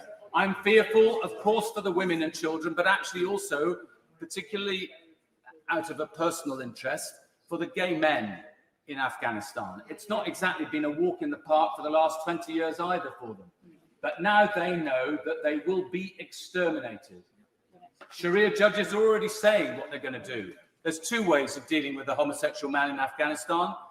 One is stoning, and the other is putting them behind a wall, which is then toppled on top of them and kills them. I'm fearful for the children who will grow up in violence or in a refugee camp, fearful for all the thousands who are going to do whatever they possibly can to get to a place of safety, fearful that we won't have a proper programme in place in this country to greet people in here, and that some of them will end up going to jail because we're introducing laws which are going to make it even more difficult for them. And I'm angry, to be honest, with the government. I'm angry in particular with the Prime Minister. I just do not think that he has paid enough attention to this issue. I don't think he was courageous enough in what he said to the American president either last year or this year. And I think he should be ashamed of himself. Ghani. The Deputy Speaker, I want to first of all pay tribute to the armed forces, especially those that reside in my constituency of Wealdon. I also want to take a moment to pay tribute to all those Afghan men and women who were already brutalized for 17 years under the Taliban, did everything they could to rebuild their country, and once again they will have to face the Taliban without us by their side. There are many people that have served in Afghanistan on these benches. I had a very brief moment in Kabul. For 17 years under the Taliban, no female voice was heard in the Afghan parliament, the Loya Jirga. I worked for the BBC World Service, and we rounded up some very brave women, and we made sure that female voices were heard for the first time in the Loya Jirga. We did that under the threat of the Taliban. But I had a British passport. I knew I could come home and be safe. And I was naively optimistic and thought these women's lives would be improved for the better. I'm now receiving phone calls and they're telling me it's game over. It's taken 20 years to have 69 female MPs. And they will watch us speak here today, and they know that if we can't get them out, and get them out soon, they can't wait for 5 years, they need to get out soon. It's not just them, it's their families too, and everyone that's worked with them, and every NGO that's worked to un-Talibanize the laws and the processes in Afghanistan who are now targeted. It means that 20 years from now, we'll have to start all over again. This has been catastrophic, cat-handed, cruel, and humiliating. It is a watershed in the failure of the West. But I want to say two very quick things, hopefully to try and be constructive. The first is I need to understand how our intelligence has failed, how the imagination of those providing the intelligence has failed, and if we're relying on this intelligence now going forward, how can we be assured that they know to do the right thing, whether it's to do with our regional partners, whether it's to do with the Taliban or any further security issue. I'd like to have a better understanding what our parameters are to deal with the Taliban and what leverage we actually have to ensure safe passage or that any aid funding is going to reach the people it needs to get to. And then the final point is about the radicalization that's going to emerge from Afghanistan. And it's not just the extremism that the Taliban will promote. It's now there will be a fight in the Middle East and Asia who represents Islam. Yep. And you may not agree with me, but some countries are trying to become more liberal since 9/11 to take away the taint around Islam. But will they now have to become even more conservative and brutal to compete with the Taliban? And this will bring forward a new version of extremism, where we cannot rely on any safety and security for women in the Middle East or any Islamic state. And finally, if I can ask, Mr. Deputy Speaker, if anybody listening, please stop promoting the Taliban's PR More than half the machine. people aren't going to get in, so I do apologise. Leila Moran.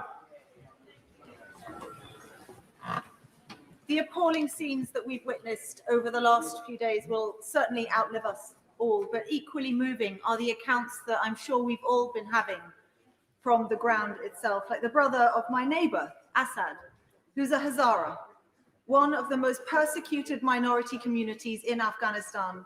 And he hasn't left the house in weeks, not because of COVID, but because of fear already of being killed. And he is one of millions. We must not be fooled. Despite what the Taliban say, they don't mean it.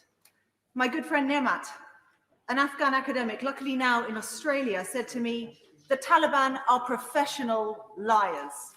Behind their empty promises and their weasel words lies a devastating reality, and shame on us for believing them twice. This government must do all it can to ensure that people have an escape route. Now, the airport in Kabul seems to be working, but what of those who can't get to the airport? What about those who can't get to Kabul itself at all? And that is why the Liberal Democrats have been calling for a safe corridor. We must utilize every diplomatic tool available. And I note in his opening remarks, the Prime Minister said that he'd spoken to Prime Minister Khan. Was this raised by him? Because we know that the ISI has been providing support for the Taliban for some time. We have leverage with Pakistan. Pakistan has leverage with them. Was this even broached? And to the refugees that we are to take in. Now, 20,000 sounds good for 20 years of involvement. And if you break it down by constituency, if we take the 5,000, that's 7 per constituency. The 20,000 is 30 per constituency. Surely we can do better than that. That should be a starting point, not a target. And when they come, we need to recognize that councils need to be well funded in providing services, housing, education, language provision, mental health support. All of this must be part of what is provided. And to the women and girls, and in my very final remarks, I'd like to hand my voice to a woman on the ground. She said, like every other woman, I've been staying home and I'm afraid to go out. Women are not allowed to leave their homes without a government official. Their safety, hopes and dreams have been locked once again. We just live to exist and nothing else. Can you imagine what that must be like? Can you imagine the pictures of young girls being posted on social media as spoils of war to be married off to the fighters? On that point, I will, of course, give way. I thank her. In times of crisis, the voices of women are often missing. Does she agree with me that whatever the UK government and the international community do next, the rights and the protection of rights of Afghan women and girls must be put front and centre? I thank her, and I agree with her wholeheartedly, as well as those who are facing imminent death. Anyone whose lives are put at risk, particularly if they've helped us in our aid projects, in our military and in our civil society efforts, must be protected. Now, Trump may have loaded this particular gun, and Biden may well have pulled the trigger, but our Prime Minister stood by and watched while they did it. Powerless, weak, and he is complicit by his impotence. This government must live up to that failure, make good on its former promises, and allow all those who need refuge into our country. Hear, hear. Hear, hear. Warren Hendry. The Deputy Speaker, I will keep my comments today brief, as I'm aware many members wish to have their voices heard on this topic. Over the last few days, I have been contacted by many of my constituents in Broxtowe regarding the current atrocities unfolding in Afghanistan. They have shared with me their growing worries and concerns for the people of Afghanistan, many of which I share. Issues such as lives of ordinary citizens, the future of women and girls, which is mentioned by the Right Honourable members for Romsey and Southampton North and Leeds Central, as well as others, and the recent UNICEF report regarding the violence against children. I'm incredibly saddened by the ongoing reports coming from Afghanistan.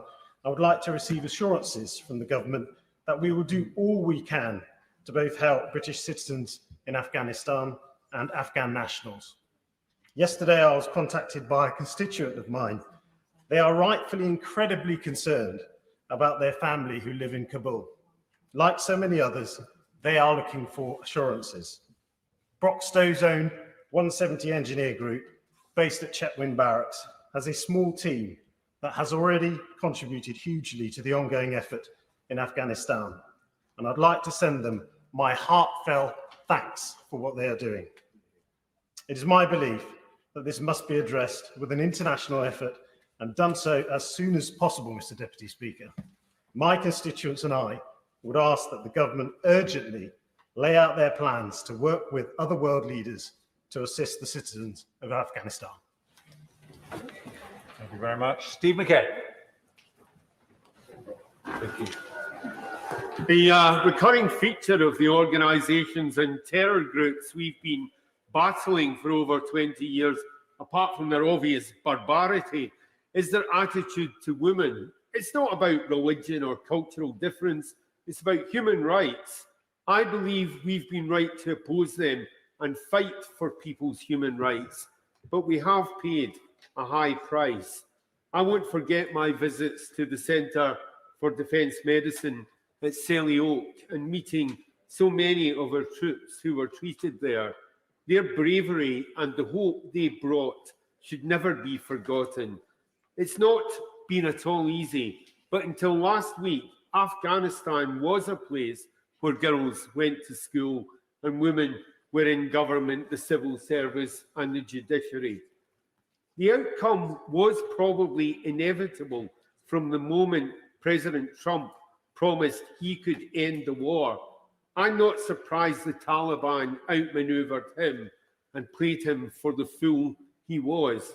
But like many in our country, I'm astonished that our government apparently didn't see it coming. There are those who will say it wasn't worth it. It wasn't our fight. It was worth it to all those women who enjoyed a freedom and the opportunities our intervention brought them. It's always worth it to stand against evil. Hear, hear. Afghanistan's fate is once again in the hands of the Taliban. We can redeem ourselves slightly by doing right by those who've helped our troops and assisting obviously genuine refugees. It's time to honour our obligations to those to whom we owe this debt. Earlier, I heard about a family who've got constituency connections to Selly Oak, whose police officer father was killed in Badakhshan, which I think is the furthest northeastern province.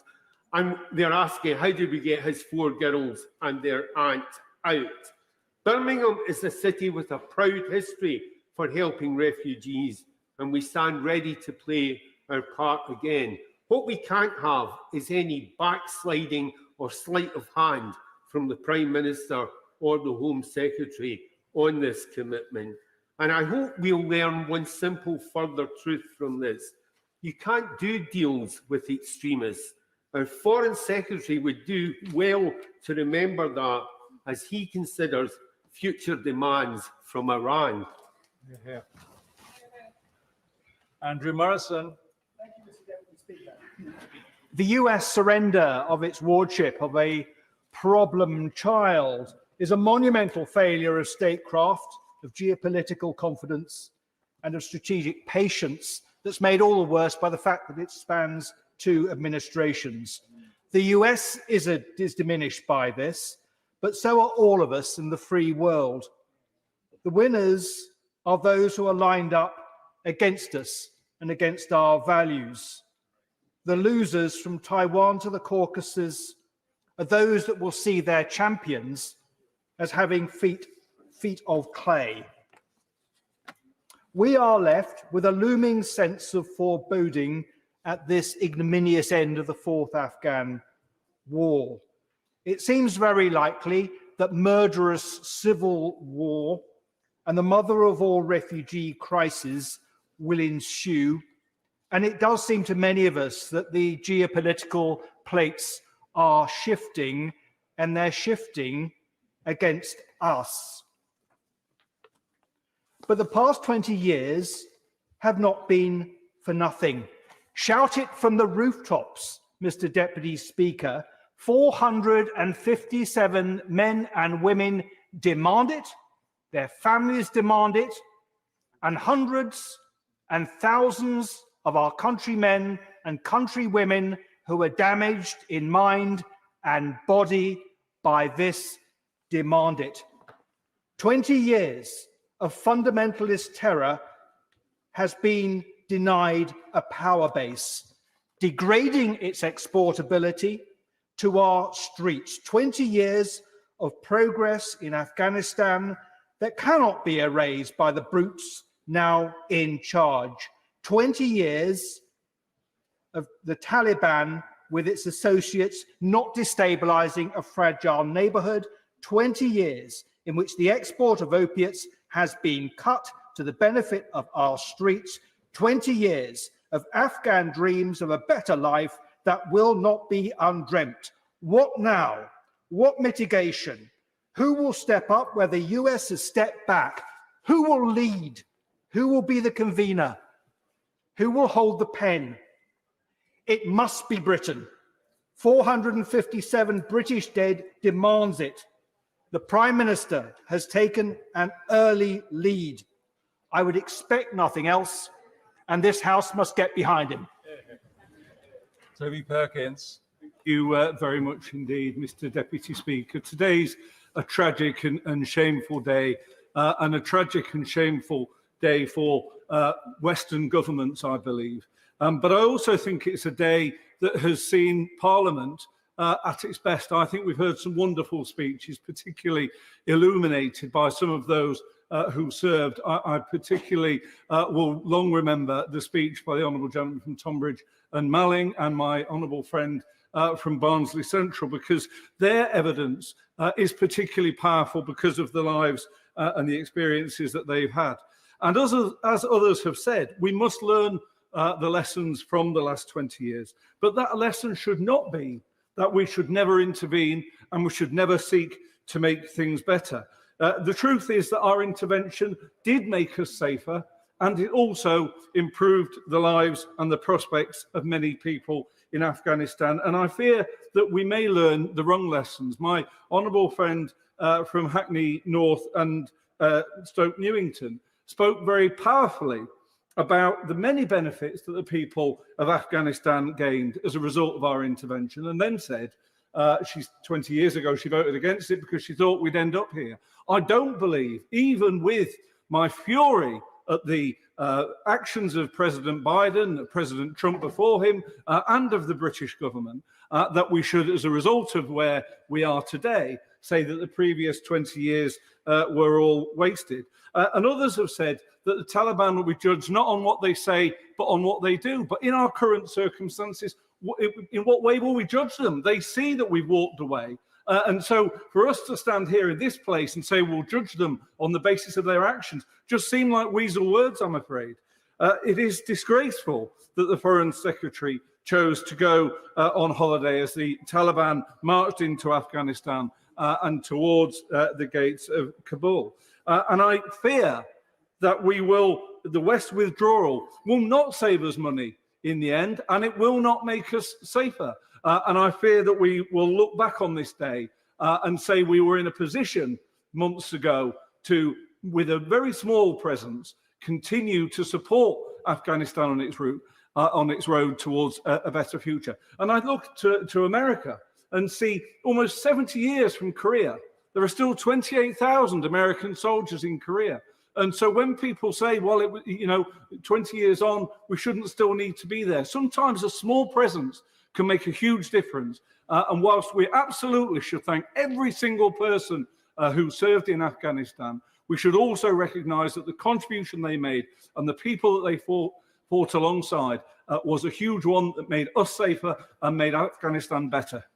Geoffrey Clifton Brown. Thank you, Mr. Deputy Speaker. In 2007, the then Labour government sent a small group of cross-party members of parliament to Afghanistan. I was one of them. In Laxagar, we were there when a group of our soldiers came back. They'd lost one of their numbers, and the psychological stress you could see on that group of soldiers was immense. So I would say to the Minister for Veterans on the front bench today, please do all you can to support our veterans at what is bound to be a really difficult time for them. We need to really look at the short term and the long term in Afghanistan. We need to look at the short term in getting all the Western people with passports out. We need to get all those people whose lives are put at risk by their association with the British and the Americans out, and we need to facilitate any refugees as quickly as possible on resettlement. But in the longer term and the medium term, this is where the British need to play a real part. We need to really have a big diplomatic effort. The Prime Minister's announcement today that he will lead a G7 meeting is primarily important, but it's also really important that we become realigned with our closest and largest allies, the United States, so that we are again operating out of the same page. We need to look at the UN and see what we can do on the Security Council to try and persuade the Chinese and the Russians not to use Afghanistan for their own narrow sectoral interests. We look at the frontline states, look at countries like Pakistan, how they have dealt with harboring the Taliban and how they are going to move forward in dealing with the issue of refugees and perhaps onwards transmission of those refugees to further safe havens. Mr. Deputy Speaker, this may be a dark day for Afghanistan. It is a dark day for Afghanistan. We will look at the Taliban and judge them by their actions. But I would say to the British government, please now start talking to the Taliban to see where there is interest that we can influence those people in their behavior. Because otherwise what is going to happen is if the Taliban start doing extremist things in Afghanistan, the Northern Alliance, which we went in largely to help defeat, will re-emerge, and then a vicious civil war will emerge in Afghanistan, and that will make the whole thing far worse. Mr. Deputy Speaker, where Britain doesn't lead with its values of democracy, of tolerance, of a good judicial system, of a free press, whether it's in Afghanistan or elsewhere, the world is a poorer and a nastier place. We owe it to the Afghanistans is to redouble our diplomatic efforts in the weeks and months and years ahead to see what we can do to salvage a more sustainable future for Afghanistan. Dave Dugan. Thank you, Mr. Deputy Speaker. This humanitarian disaster unfolding in front of our eyes is a political rather than a military failure, and I think it's important this House recognises that. The work of our armed forces sent into Afghanistan to do what many believed at the time was a near impossible and certainly dangerously idealistic ambition prevailed in military terms. I was working in the MOD in 2001, just before military operations in Afghanistan got underway, and I recall clearly at a meeting of the MOD and industry in Yeovil the universal incredulity that this intervention in a theatre which had previously humbled both the British and the Soviet Union could ever conceivably end well. And so it's come to pass. Yet the media still report last week the unbelievable pace with which the Taliban advanced across the country. But why was this such a shock? Perhaps the government can explain why they were so ill-prepared, because many observers, myself included don't think for 1 minute there was a failure of military intelligence, but rather a failure of ministers to act on that intelligence. This House and the public at large need to know whether civilian officials and intelligence analysts are at liberty to convey difficult and unwelcome messages to senior ministers in this government, and that those same ministers will act in the national interest rather than any more expedient or transient priority. And can the government tell the veterans and their families in Angus and across these islands what this was all for? Not the intention or the ambition or the dedicated and successful military operations, but the outcome and the consequences. What is the legacy of their bravery, sacrifice and loss? I want to highlight to the Defence Secretary the correspondence I've received from my constituent, a former company commander in 2011 in Operation Herrick. He shares the chilling email he got from his former translator, with whom he keeps in touch. Such are the bonds forged in combat. And his Afghan friend's plight at trying to exit the country through the UK embassy with his family. I'll send on the details to the Defence Secretary and the Foreign Secretary, and I'm sure they'll both give them dedicated support. But also the civilians and the NGOs too, who endured no small measure of risk and hardship to apply their skills and expertise in the service of Afghanistan and her people. What of their work to build order and systems of just administration and challenge endemic corruptions? What remains of those hard-fought gains? And civil society, those brave Afghan souls, many of them women who stepped into the space that we created for them and took up roles supporting the UK and its allies, or work I will give way. Point of order. Mr. Speaker, you put in place a 3-minute time limit. Certain parties, every time they get to the end of their speech, add on another minute by intervening.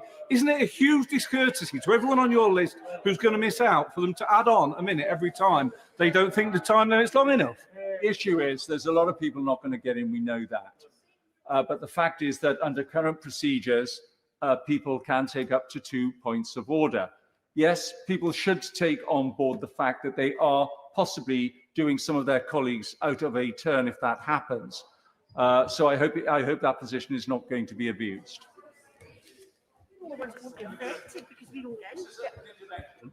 Gavin Newlands. Thank you very much, Mr Deputy Speaker. I should point out, we're 6 hours into debate, and this is the second SNP backbench speech. You mentioned women. I was wondering if you could agree with me that the Taliban have said they're committed to the rights of women. Would you agree with me that these misogynist thugs see women as third-class people and chattels only there to serve men, and that this House cannot believe a word the Taliban say about the rights of women?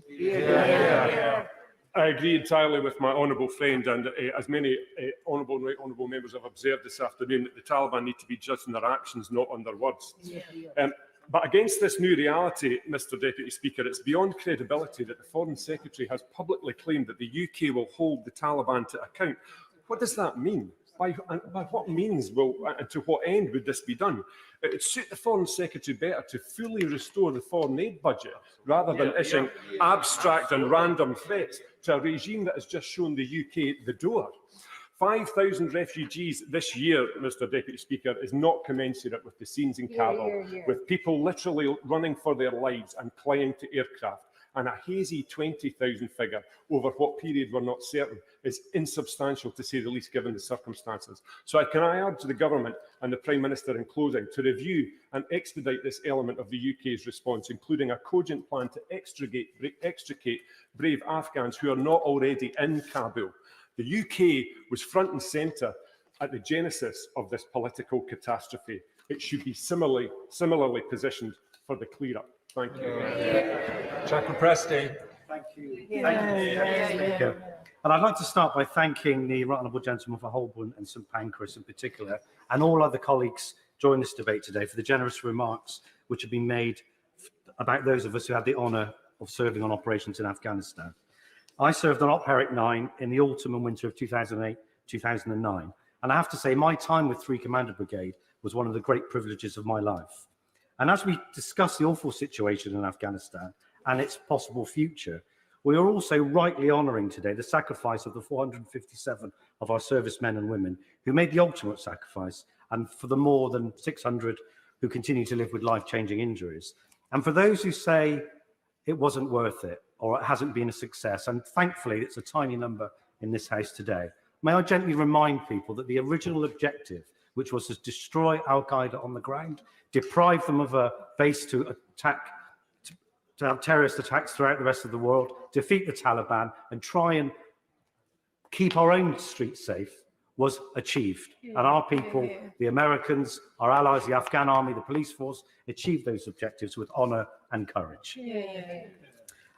And I'd like to commend the work done by the Ministry of Defence DENS in my constituency, Abbeywood, who provide the logistical support, provided the equipment, the air bridges, the welfare, throughout the entire Afghan operation, and continue to do that job on a daily basis for our troops deployed throughout the world, and the MOD in particular. Now, like most of us in this House, I felt ashamed, angry, and devastated by what I've seen in recent days and weeks happening in Afghanistan. And I just can't help but keep remembering the ordinary people of Afghanistan, what we used to call the locally employed civilians, the people who didn't only risk their lives, but by helping NATO forces, risk the lives of their families and their friends and their villages, but from reprisals from the Taliban. And I was delighted today and relieved beyond measure when the Prime Minister announced the resettlement evacuation refugee programme. I think that's a fantastic thing. Now, I also agree with my honourable friend, the member for Bournemouth East, who made a few remarks earlier, saying that we've been let down by our American friends. There was no binary choice between ramping up the operation back to a warfighting pitch with the numbers and the expense and abandoning the country. There were other options, and I'm amazed that Vice President Biden, who was Vice President when the Americans rushed out of Iraq the first time and saw the consequences when we had to redeploy, and we have people there now still training of British troops in Kurdistan, mentoring, training Kurdish forces, that those were the consequences. And I think, there may well be a time when we have to redeploy again. I think I've run out of time. Antanazi. Is it me, Mr Deputy Speaker? Thank you, Mr Deputy Speaker. I do apologise. Time is, it passes us by and we've forgotten what we do in this place. But today I wanted to pay tribute to all those who've lost their lives serving for their country and those who have served, especially colleagues across the House. But what struck me were the words of my first cousin Mark, who served in Afghanistan 18 years ago. Along with so many of us, he found the scenes unfolding in Afghanistan so difficult. I shall continue to read his post, which he put on social media, because it resonates with so many veterans. He said, those poor souls so fearful of what they lay ahead for them, that they would rather cling to a jet and fall to their deaths than face the future in their homeland. It's hard to even comprehend their desperation and fears. 18 years ago, I was there, believing in what we were a part of, believing that we would make a difference, believing that their futures would be brighter and lives more secure for their loved ones, believing that if I had to make the ultimate sacrifice, that it would have been worth it, believing it would be all right in the end, believing that Afghan nationals would not succumb to corruption and would realise that they needed to come together and stand strong for what they believed in. Now, he's never felt so totally confused as he does now, and that really concerns me, because he and his colleagues, and some of them made the ultimate sacrifice, and more so their surviving families back home. But his Afghan medals mean nothing to him anymore. He doesn't feel proud. He feels totally repulsed. He can't think of a worse government than the present one. He feels that they have been failed miserably, not just by the COVID-19 pandemic, but how they have let them get to the situation that he is in. His words, my medal is now a memento of a failed mission. Well, I'd just like to say, Mr Deputy Speaker, I'm very proud of my cousin for his service, and so are his sisters, his wife, his daughters, and his cousins like myself. And the Right Honourable Member for Maidenhead paid tribute to the veterans who have served by saying it's the politicians and the foreign policy who have let them down. I have to agree. And for my cousin Mark, and for all of those who have served, we need to know now, how does the government and the Prime Minister address the feeling of despair and hopelessness felt by so many veterans? Because, as the Right Honourable Member for Holborn and St Pancras, the leader of the Labour Party, said today, that the recent events in Afghanistan shame the West. Thank you, Mr Deputy Speaker. Sarah Atherton. In preparation for today's debate, I put out an all stations call to my constituents to establish their opinions. And by Jove, they have many questions about what's happened. But today we need to focus on what we do next. And we must do all we can to assist those Afghan people who supported the British efforts and who are now at risk of retribution, namely the thousands of interpreters still waiting to leave. And it would be optimistic to assume the air bridge will remain open much longer. And I urge the government, as others have, to ramp up the substantial efforts already being made to maximise this brief window of opportunity. And I too commend the Secretary of State for Defence for his tireless work over the past few days. However, despite the need for expedience, we must ensure our national and border security is upheld. And we must prepare for an influx of refugees. And these are areas of concern to my constituents. Now, Mr Speaker, the Defence Select Committee has just undertaken an inquiry into the experiences of women in the military and female veterans. And it saddens me immensely that we will now see the re-emergence of the oppression of Afghan women, and no more so than the women upholding democracy in the military, media and parliament. And I urge the government to consider them with preference within the Citizens Resettlement Scheme. Now, I've been talking to many fellow veterans, as we all have, and they unilaterally hold a deep and fresh grief for the loss of service lives in Afghanistan. And I want to reassure them that for those who served and made that sacrifice, they did so meaning terrorists were denied the ability to launch attacks on and in Britain. And for that, we are eternally grateful. Of the 457 service personnel who were killed, 32 were from Wales, including Guardsman Shadrake from Wrexham, whose anniversary of his death was yesterday. 2,200 were physically wounded, and countless are left with mental scars. And we must do all we can as a society, as a parliament, to support those people. And finally, I'd like to name the 4 service personnel from my old corps, the Intelligence Corps, who paid the ultimate sacrifice. Sarah Bryant, James Bynum, Jabron Hashmi, and Oliver Thomas. Thank you. Thank you very much, Matt. Rodder. Thank you, Mr Speaker, and it is an honour to follow the Honourable Lady, and I would like to echo her tribute to those 4 colleagues of hers, and indeed pay my own tribute to Armed Forces personnel later in my remarks. Mr Speaker, I appreciate time is very brief, so I just want to address the key points and make raise 3 issues. First of all, I would like to thank colleagues from across the House for the generous and sensible way that we have been debating these important matters with one another. And I would like to associate myself with the remarks by the Leader of the Opposition, the former Prime Minister, and also the chairs of the 2 select committees who spoke earlier, and indeed colleagues who served from across the House in Afghanistan. The 3 points that I would wish to make are, first of all, to pay tribute to the forces, secondly, to highlight some outstanding and key humanitarian issues, as other colleagues have done, but also to briefly and very briefly touch on some of the possible lessons, although we are in very early stages of assessing those. In terms of paying tribute to those who served, I wanted to make very clear that from my perspective, and I believe this is felt across the House and across the country, those who gave their lives and paid the ultimate price didn't give their lives in vain.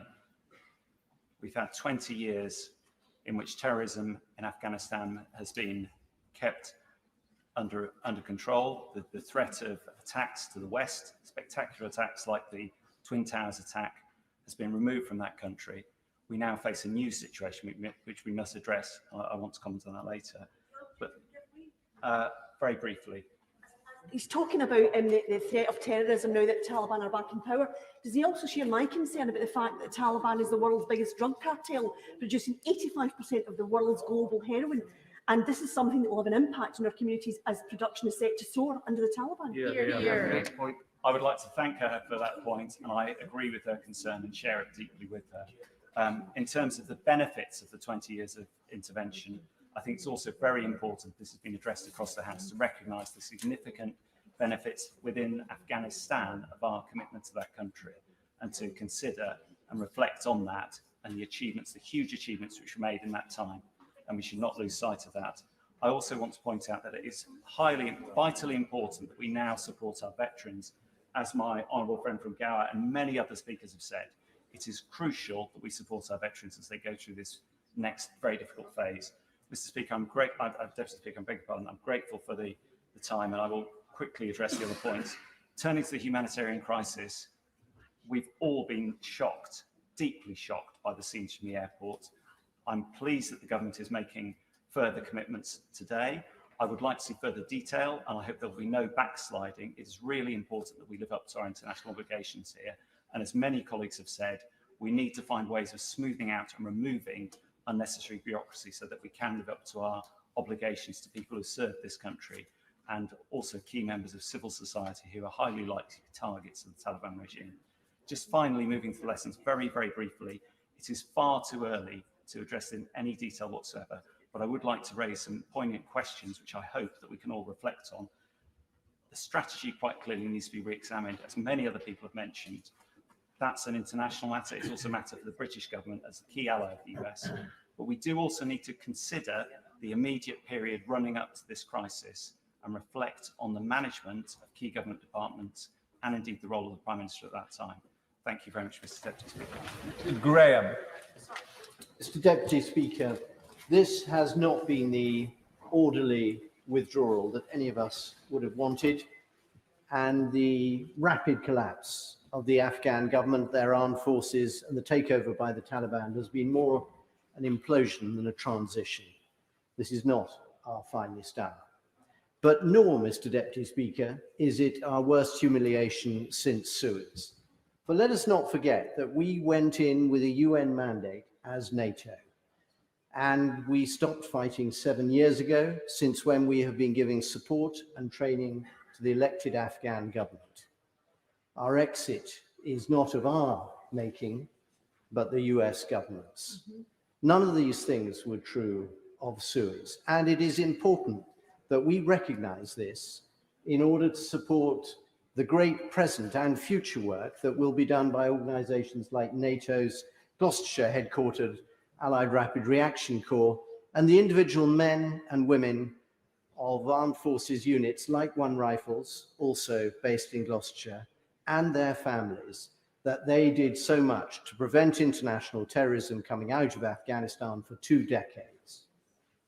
Now, we have to focus on the immediate priorities, getting our own citizens out of Afghanistan safely, helping to get out as many of the most vulnerable of those who helped us while we were there, and then organizing a generous resettlement program on which we've heard very good news from the Prime Minister today.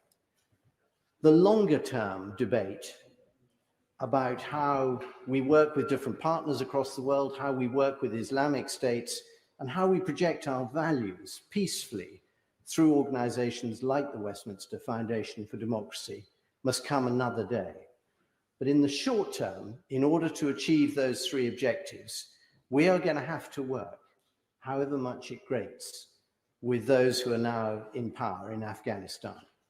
And just as we know from recent events that we didn't always predict what was going to happen accurately, we should not assume that we know exactly how things will pan out from now.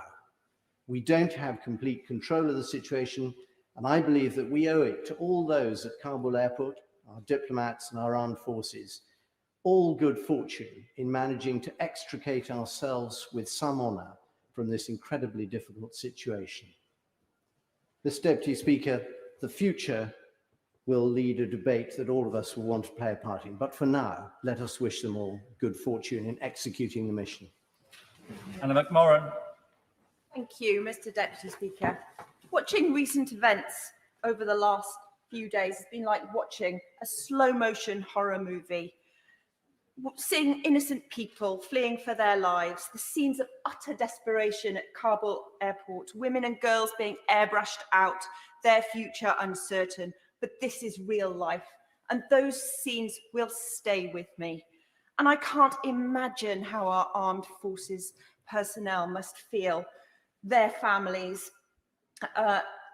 many who've served in Afghanistan, many members here who served in Afghanistan, and many families who lost loved ones. And I am horrified, Mr. Deputy Speaker. I'm horrified that this government has not stepped in earlier to do something to prevent this. Horrified that this government has sat back and watched this unfold. Horrified that the Foreign Secretary could sit on a beach in Crete on the day that Kabul fell. This has been a catastrophic failure of Western leaders, and now we simply get a debate in the House of Commons. No vote, no binding resolution on the government. And I think we can be of no doubt, Mr. Deputy Speaker, of the views of this House towards this government's actions. And as the Taliban continue to increase their dominance, violence and forced displacement continue to rise, assurances from the Taliban leadership are not enough. They are words we've heard before. We know they will target those they've always targeted: women and girls, religious minorities, political opponents, journalists, human rights activists. Jihadist groups are celebrating. That is all we need to know, and we should feel ashamed.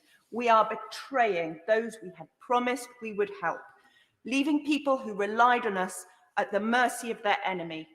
And we must help provide those safe and legal routes and sanctuary for all those in danger, and not simply those who were directly employed by the UK government. And 20,000 refugees over 5 years is simply not good enough. I am proud our Welsh Labour government has made clear its warm welcome to any refugees and is working with the Home Office to provide and be a nation of sanctuary. Mr. Deputy Speaker, I know that the words global Britain are hollow in the face of what we are witnessing. I urge this government to work with our international partners to face up to our moral duty, to offer support and do something for the women and girls over there, the women and girls who throw away their certificates, their education because they are scared. Enough smoke and mirrors. Now is time for real action. Robert Neal. Thank you, Mr. Deputy Speaker. This is a shameful episode and a shameful dereliction of policy by the Western Alliance. There's no getting around that. I pay tribute, as have others, to those who served and paid the sacrifice, the ultimate sacrifice, sometimes out there. Constituents of mine who served have been in touch with me, and they are as dismayed as I and so many other members in this House are at the outcome. It is not the prime responsibility of Her Majesty's government that this has come about, of course. The principal responsibility lies with the dereliction of 2 United States administrations. But sadly, we are tainted by it. And that must cause us to think again about the future way in which we construct a special relationship, which on a number of issues seems, to say the least of it, lopsided. What was the level of consultation before the disastrous decision was taken by the Trump decision? What was the level of communication between us and the Biden administration to try, at least, and desist? The Defence Secretary deserves credit for all his efforts. But as we go forward, we have to think about rebuilding a fresh approach to the NATO alliance, one which is less dependent upon the United States, which sadly has clearly set itself upon becoming protectionist and isolationist for the foreseeable future. To do that, we must rebalance NATO, and that must involve us building bridges, restoring links with our European allies in NATO. We must particularly include that France, the other power which has significant forward capability of mounting operations elsewhere in the world, but also working time presses. Now, I know you think it unfair on others. I hope you'll forgive me. But we must also work with our allies in the Commonwealth who have capacity, people like Canada, who have a long track record in this as well. So that's the strategic thing we must do. We must rebalance our strategic approach. We cannot simply be the little Soreco of the United States. Important note will always be as an ally for us, but the truth is it is not Ronald Reagan shining at the city on the hill anymore, and we have to adjust to that reality. The other thing we must do is protect those who helped us in Afghanistan. I referred to women judges earlier in this debate. Since then, I've had emails from other judges' families as well. Judges, lawyers, prosecutors part of that attempt to build a civilized society, were already being targeted for assassination even before the Taliban swept into power. Now they and their families have to be in hiding. We have to help them. We took 27,000 people from Uganda when Idi Amin's dictatorship expelled them. I'm proud it was a Conservative government under Edward Heath that did that. We didn't set an arbitrary number to it. That's the key thing. We took them on the basis of need, and they enriched and enhanced this country. We should be as generous in our spirit to those in Afghanistan in the same way. And I'm sure the government, if they reflect upon it, will understand the importance of that, because that is in the British tradition. Thank you. Barry Gardiner. I supported the war in Afghanistan. I supported the war in Iraq. In politics, it's important to learn from your mistakes, but it's often other people who pay for them. Today, this chamber should debate what has happened in Afghanistan with genuine humility. There's no point in criticizing the government's strategy. There hasn't been one. Where President Trump announced his decision to withdraw troops last year, our government should have prepared to relocate all those Afghan families to whom we owed a debt of honor. The interpreters, the medics, the aid workers. They should have. They did not. They should have fast-tracked all the outstanding settlement applications from British citizens wanting to bring their children and partners from Afghanistan. They should have. They did not. 2 days ago, my office phoned the Home Office hotline for MPs to ask what emergency procedures are now in place. My constituent and his 3 British children are in Kabul, waiting to bring their mother, his wife, to safety in the UK. The Home Office officer said there was no such procedure. She must apply in the normal way. There is no normal way. Nowhere to sit the English language test, nowhere to submit biometric data. That was 2 days ago. Yesterday, we phoned again. This time she said, there is something, but it's for internal use only. 18 months on, the Home Secretary has put out one internal memo. One constituent has 3 sisters there. I dare not name them. They were key figures in the nation-building program. They're in hiding with no man to accompany them to an airport. They should have had information from our Foreign Office weeks ago about how the relocation scheme would operate to keep them safe and bring them to the UK. How we would fulfill our debt of honor to them and all those interpreters, doctors, journalists, and others now in danger. No such information came. That debt of honor has not been fulfilled. The Afghanistan we hoped to build 20 years ago may be lost for now. But our government needs to have a plan and a vision of the sort of world we want to build. Afghanistan will be how we are judged in the future. Are we to be trusted? Do we keep our word? Do we have the will to support the values we preach? Do we have the foresight to prepare against the things we fear will happen? Any dispassionate observer of this government would have to answer no. But this is not just a political failure. It's a moral failure. A failure the price of which is now being paid for by others, British citizens with family members trapped in Afghanistan, by those who fought and served alongside our own valiant troops, and by those women and religious minorities, and all those now facing a well-founded fear of persecution. James Sunderland. Mr. Deputy Speaker, Afghanistan has dominated much of my working life, so I'm grateful to be called this afternoon. The situation there is galling, and one can only imagine the horrors that are currently unfolding in this most challenging part of the world. Were all the blood, sweat, tears, and lives lost worth it? Well, now is not the time for an introspective look at how we got to where we are today, as our priority is the here and now. But I do want to raise 3 quick points, if I may. Firstly, the fall of Kabul will reopen wounds for our service personnel, our veterans, and their families. Huge sacrifices were made by so many. So I do want to express my deepest sympathy to all those who lost loved ones and those with ongoing mental and physical scars. I also want to pay particular tribute to the 3,487 Allied service personnel who lost their lives, including 457 British men and women, many of whom I served with. There are no winners in war. It's a horrible, dirty business. But I do believe that the MOD and the FCDO acted in good faith throughout the conflict. And there were significant successes: schools, education, women's rights, markets, jobs, town centres. It gave people hope, and no terrorist acts in the West were orchestrated from Afghanistan soil. So it may just be that some wars cannot be won, that strategic aims may be too ambitious, and that some parts of the world are simply ungovernable. As for the here and now, the non-combatant evacuation operation is in full flow, but I do want to see an enhanced FCDO presence on the ground to ensure that we get it right, and we must secure the airhead. We also need to take advantage of the relatively permissive environment for now to externalise the communication and ensure safe passage for UK nationals and entitled personnel to the airhead. In tactical terms, we do need to go ugly early. In addition, we also need to be honest with ourselves. The FCDO must be realistic with the task at hand, not least in its messaging, by not writing cheques that it cannot cash in terms of offering a safe haven for the non-entitled. And I regret that we do need to accept the harsh reality of what is happening in Afghanistan. Whether we like it or not, the overriding imperative is UK nationals, foreign nationals with whom we've got an arrangement, and those entitled Afghan personnel that we can lift.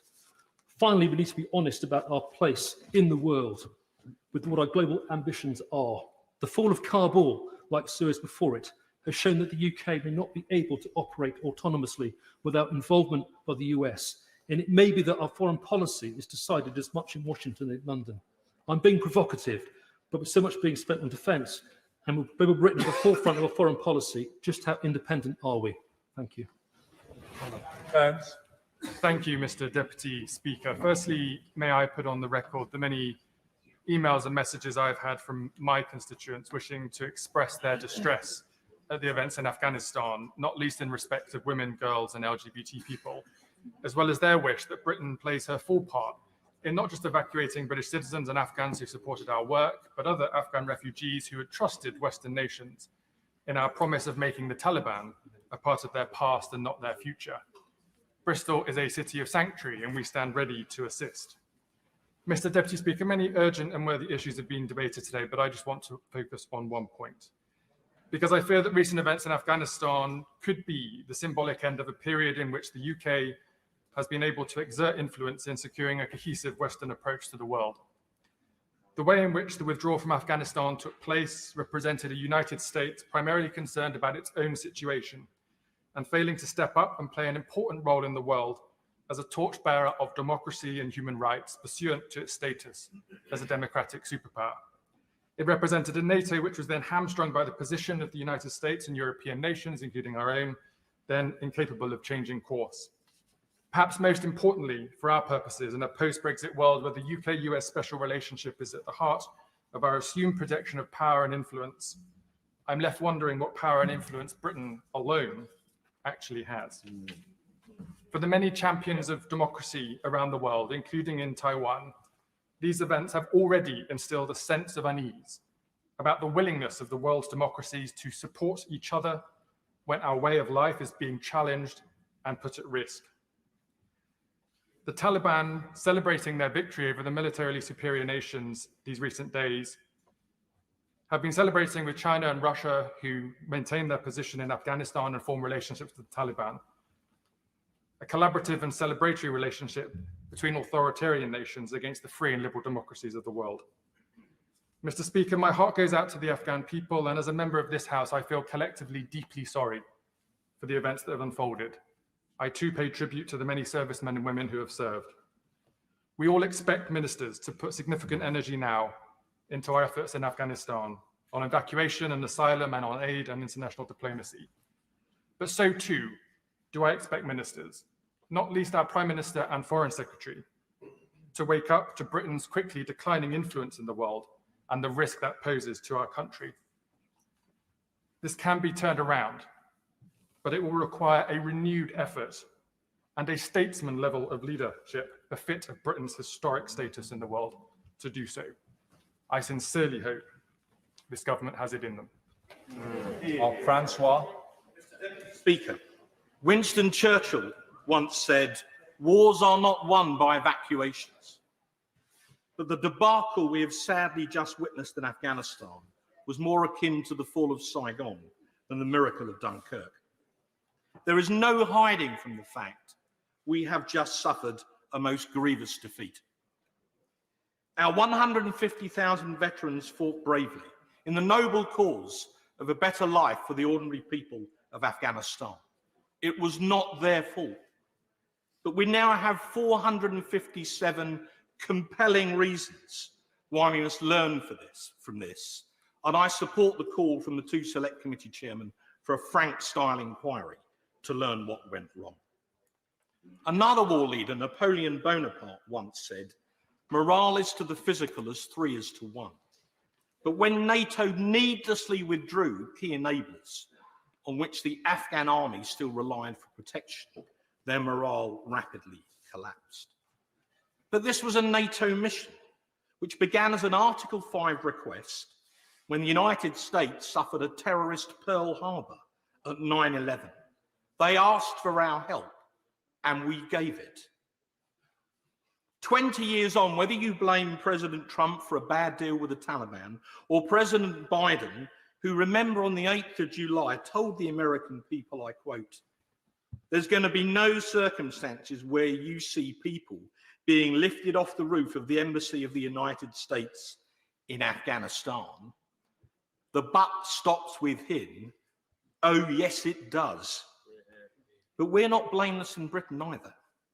Our own National Security Council was caught completely flat-footed, although the Defence Secretary, to his eternal credit, did, perhaps with a soldier's instincts, appreciate what was going to happen and sought desperately to assemble a coalition of the willing among European nations, only to discover they were anything but willing to prevent what happened next. What do these events mean, not just for Afghanistan, but the security of the Straits of Hormuz, or the Baltic states, or the Ukraine, or even of Taiwan? NATO has been the cornerstone of our security for over 70 years, and it's just suffered a strategic defeat for the first time in its history. I'm terribly sorry, as an Atlanticist all my life, that President Biden's deeply isolationist speech on Monday was extremely worrying. If the midterm results in the United States are more important than the security and freedom of the free world, then we'd better work out pretty quickly what global Britain means, because it seems global America just fell off its horse and died. Speaker, Bill spoke about the surprise, the collapse of the Afghanistani government and the takeover by the Taliban. The reality is the 2020 Doha Agreement, the withdrawal of troops, gave them a time frame to plan around. Also saw 500 Taliban prisoners actually released to help in the coup. And now they've took over, we've seen terrorists let out of jail to wreak havoc. Now this year alone, the increased violence and fighting displaced 550,000 people and caused the UK government to expedite the interpreter relocation scheme.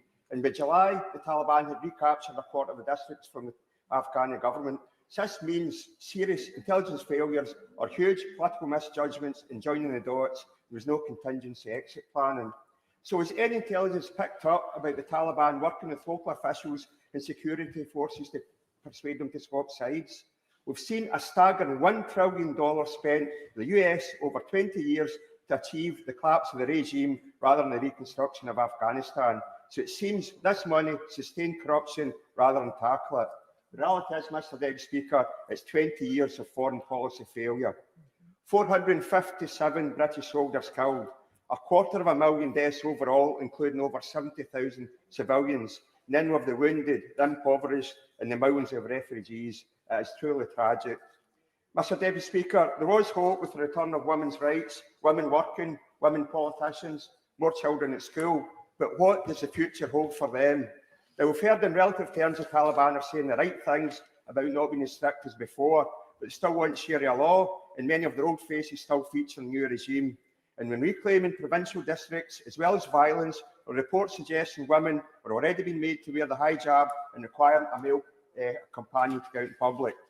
And while a Taliban spokesperson yesterday was doing a charm offensive to CNN, the reporter was actually told to stand aside as a woman, and she was told that compulsory burqa wearing will return.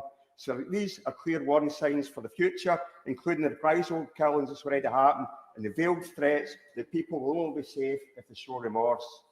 Now, a previous study found that 65% of children had encountered displacement or acts of violence and witnessed beatings, deaths and mutilations of bodies. So this in itself might explain the fragility of the security forces, and it certainly explains the widespread fear and many civilians trying to flee Kabul.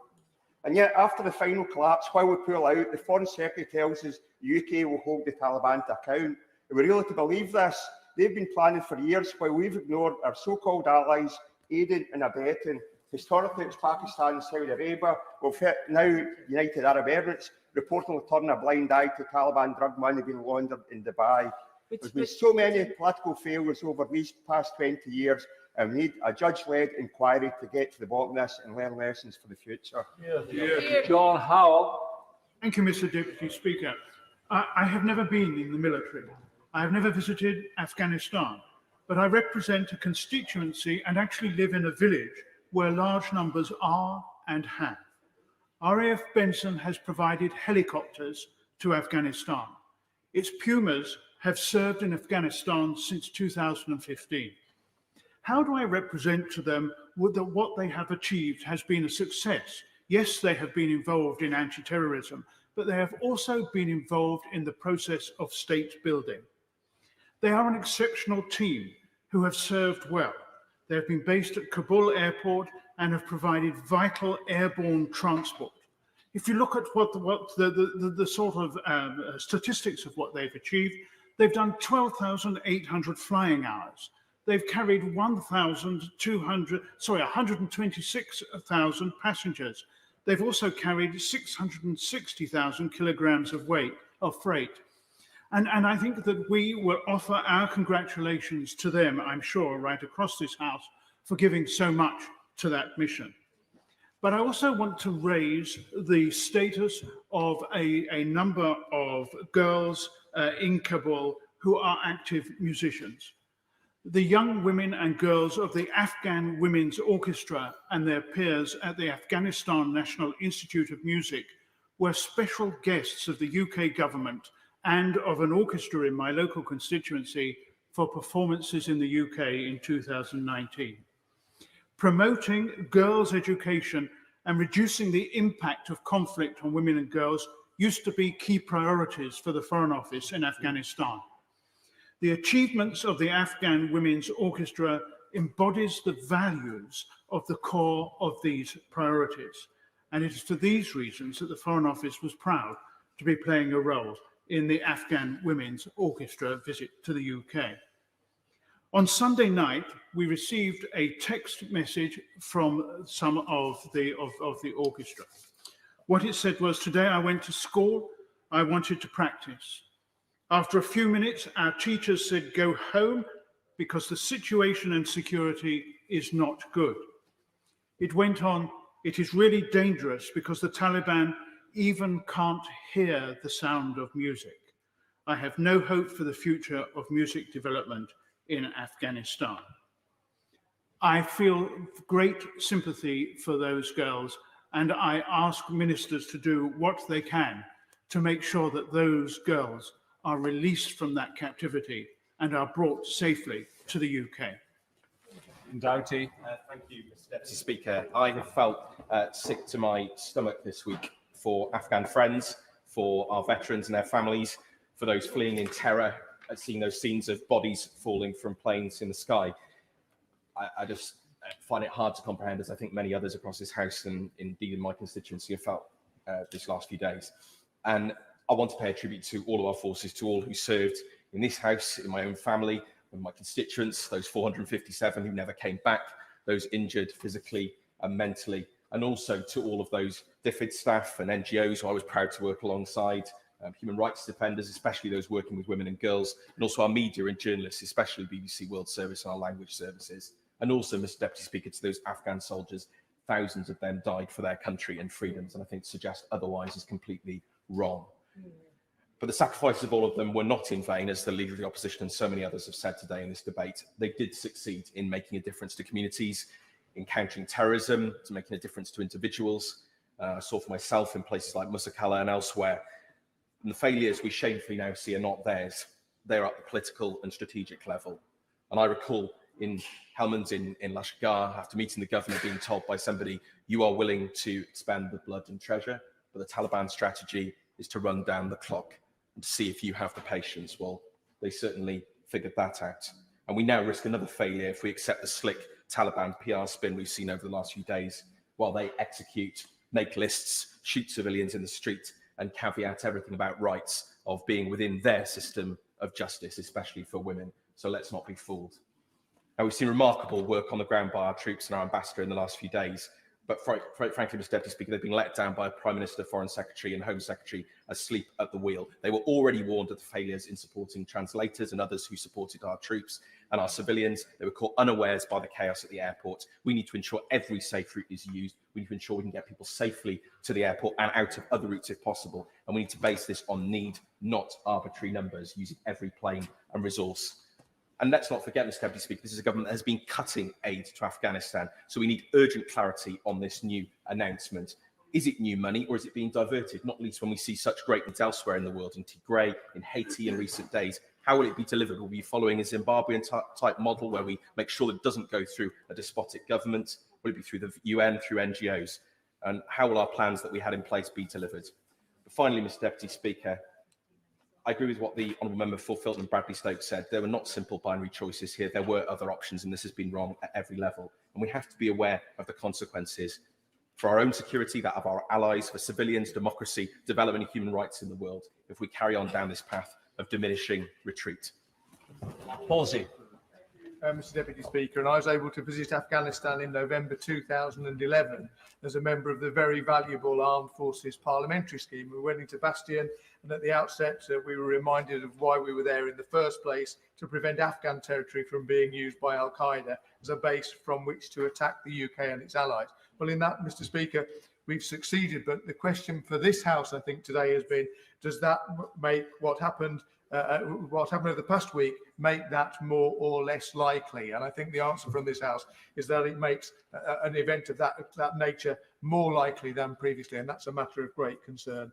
In the week of our visit, 3 UK servicemen lost their lives, and we now know that 457 lives were lost, and it's important to consider the thoughts of comrades and families now. And the question for the debate has been, was the sacrifice worth it in relation to what was achieved? And I'm reassured by the remarks of members who have served that those sacrifices were not in vain. On my visit, we learnt about the threat to buy IEDs to personnel, and many servicemen have had life-changing injuries. And I heard from one of them only the other day, for whom current events brought memories flooding back. And it's good to hear that there will be adequate support for mental health, and to hear the passionate demands for that by other members. We saw some of the kit that our forces had, and it was horrifying to see TV pictures the other day with Taliban wearing some of the protective wear and with the vehicles. How much of that equipment is now in the Taliban, and what use might they make of it? Mr. Deputy Speaker, we ate lunch in a mocked-up Afghan village on the base with the soldiers and local Afghan workers who were on the base. I think about those people that I met. Where are they now? These are the people to whom we have a duty. We need to get them out. Once we've got the safety and departure of UK nationals, these people must be looked after. And it's to the government's credit that we've created the Afghan relocation and assistance policy to get more people there. We've much more to do in coming weeks. Back in 2011, the objectives were to start the transfer of authority to the Afghan army and police force. That was starting to happen, but our troops remaining with a non-combat role. Only now do we understand and know how important that was. And in 2000, there was great confidence that Afghan forces would be able to take over once we've left, and how misplaced that confidence was now.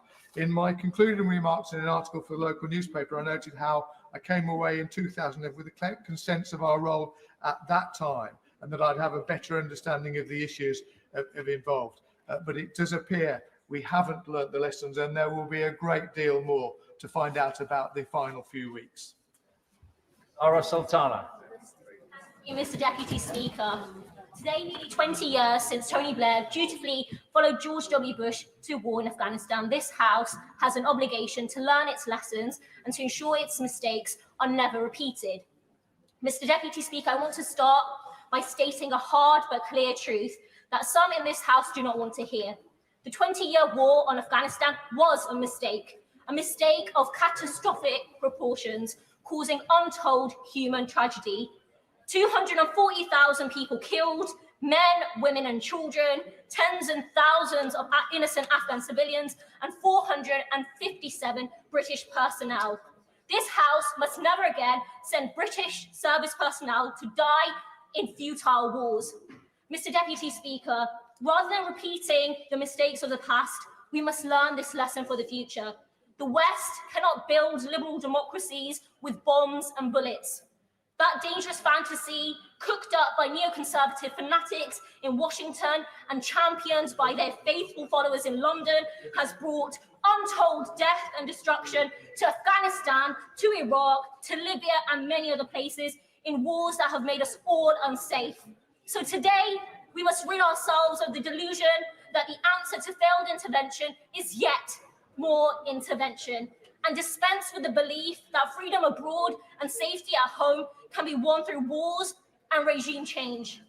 Mr. Deputy Speaker, after all of this bloodshed, we have a special duty to the people of Afghanistan. Today, as Afghans flee for their lives, with heartbreaking images of people desperately clinging onto planes, hoping that the sky is safer than the land, and Afghan asylum seekers already here, they must be provided with unconditional amnesty. And on this issue, I want to raise with the government again the case of my constituent Jamal and his father.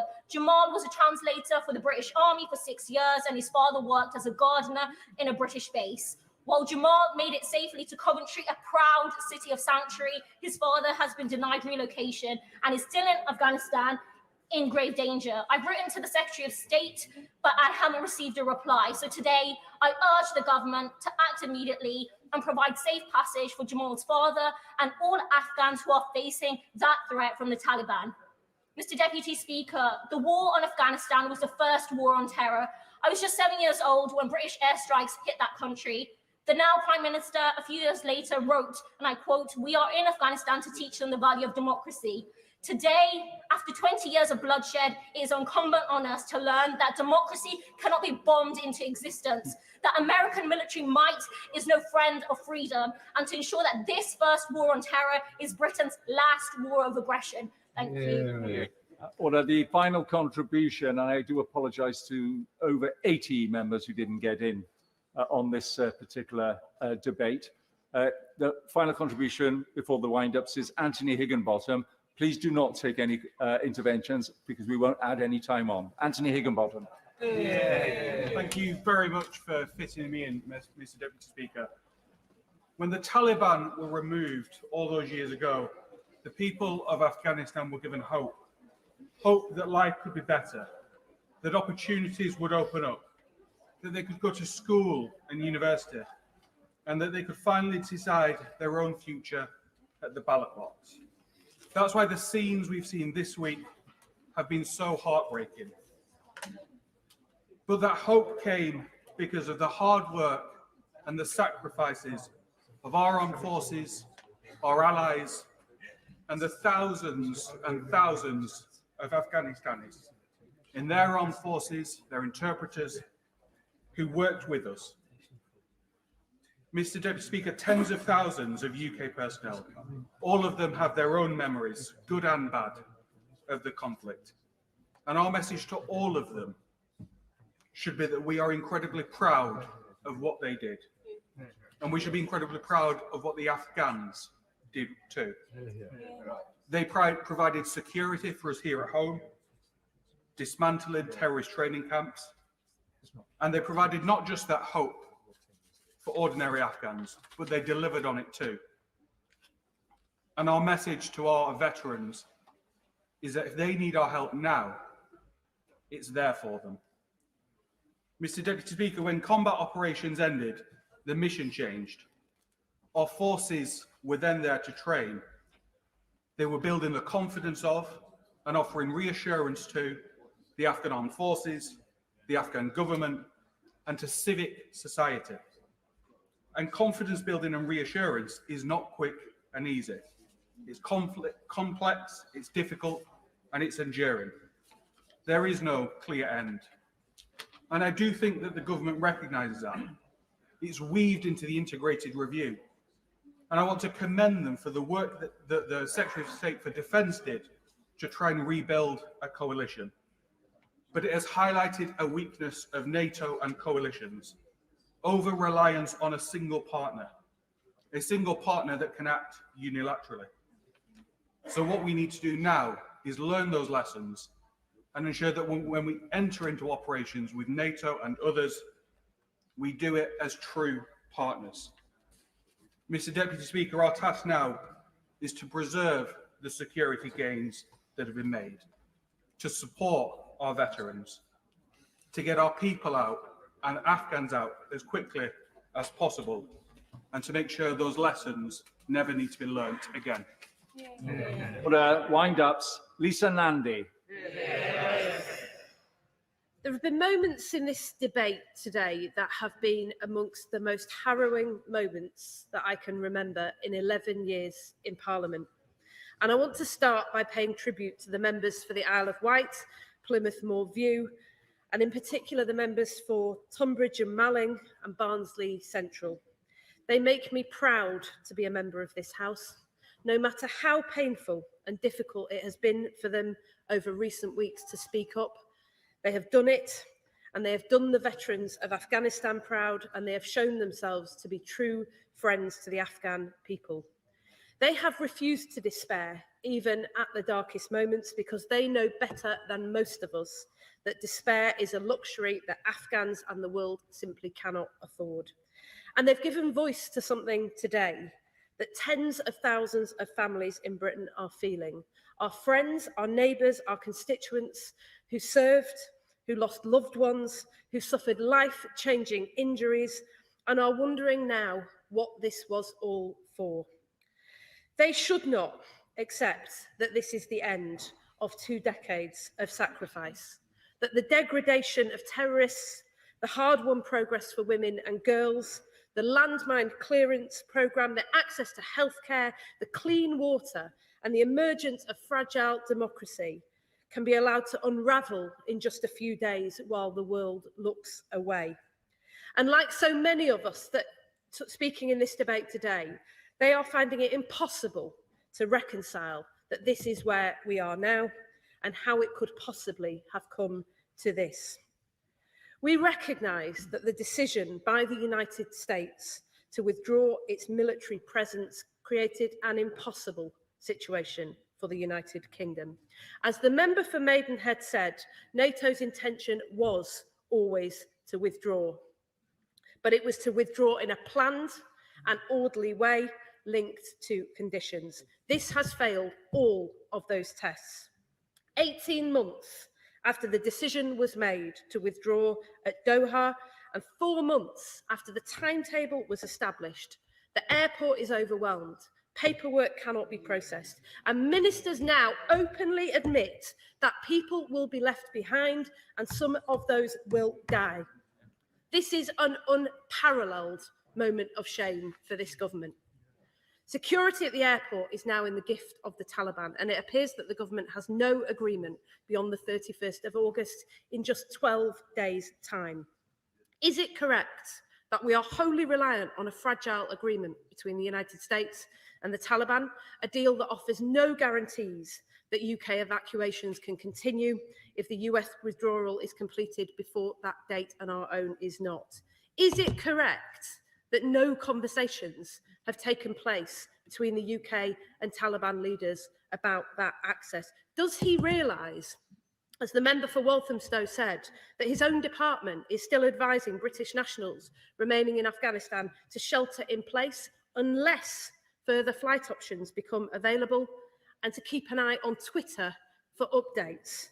The tragedy of all of this is that even those people who the government recognises, like the Chevening scholars, who the Prime Minister made a personal promise to this week and this morning, have told us that they cannot get through the Taliban roadblocks to the airport and they will be abandoned. Prime Minister, this has so much significance for those young Afghans. They represent a generation of promising leaders who are watching the future that they worked for and hoped for unravel in front of their eyes. People, especially women, have burned documents that link them to the UK for their own safety, and so they're being turned away at airport perimeters. There is a British national who's been sheltering in a park in Kabul with her young children in recent days because her house was burnt down and local people are too scared to offer them shelter. Their MP was promised a phone call from the Foreign Secretary's private office 2 days ago. It hasn't come. What use are promises that are never ever kept? The Prime Minister made promises this morning that practically at this time he knows the government cannot fulfil. The Foreign Secretary has to address this today. As so many members have said, one of the consequences of the chaos that ministers have allowed to engulf us is that people will not trust us again. What can he tell them today that will start to put that right? Now, he will have heard the member for Normanton talk about the number of people who helped us that the government still refuses to recognise. How have we become this country that drags its feet on saving the lives of those who supported us, who stand by while the refugee crisis unfolds? The Prime Minister said last night we would take 20,000 refugees, but how can anyone believe him? He has made these promises before. He promised he would protect the Al-Dub scheme and give sanctuary to child refugees, and then he closed it. Mr. Speaker, we are better than this. The government has given us a press release. What we need is a plan. What is the scale of the refugee crisis that the government anticipates? What efforts have they made to coordinate a global response through the United Nations based on a clear assessment of the needs of Afghans, not numbers plucked out of thin air with no plan to implement them? If I were in his shoes, I would be moving heaven and earth to ensure we live up to our obligations and show the world we can be relied on, not least for those women and girls who we encouraged and supported to take on positions of authority and now find themselves the target of Taliban brutality. Where is the message from the United Kingdom that they are not alone? When the Prime Minister took office 2 years ago, we led the world in development assistance. But even now, after the Taliban have taken control, there is no urgency or seriousness about the humanitarian crisis that confronts us. Can we be honest? It is not honest to claim to be doubling aid to Afghanistan when just a few months ago it was cut in half. He should remember it, Mr. Speaker. The only statement he's ever made to this House on Afghanistan was when he came to tell us that he was cutting the aid budget. I wonder if he'll reveal, after this debate is over, that the refugee programme the government unveiled this morning will be paid for by raiding the aid budget. I will give way. Speaker, you raised at the point of how many times the Prime Minister spoke of Afghanistan in the Chamber. Apologies. The Shadow Foreign Secretary mentions there the amount of times that the Prime Minister spoke about Afghanistan in this House. Can she please remind us how many times she has ever said the word Afghanistan in this place since she came to the front bench? And I'm glad she raises this point, Mr. Speaker, because it is a sign of a government that is... It's not my responsibility. Please, let's try not to use you, because I'm not the example.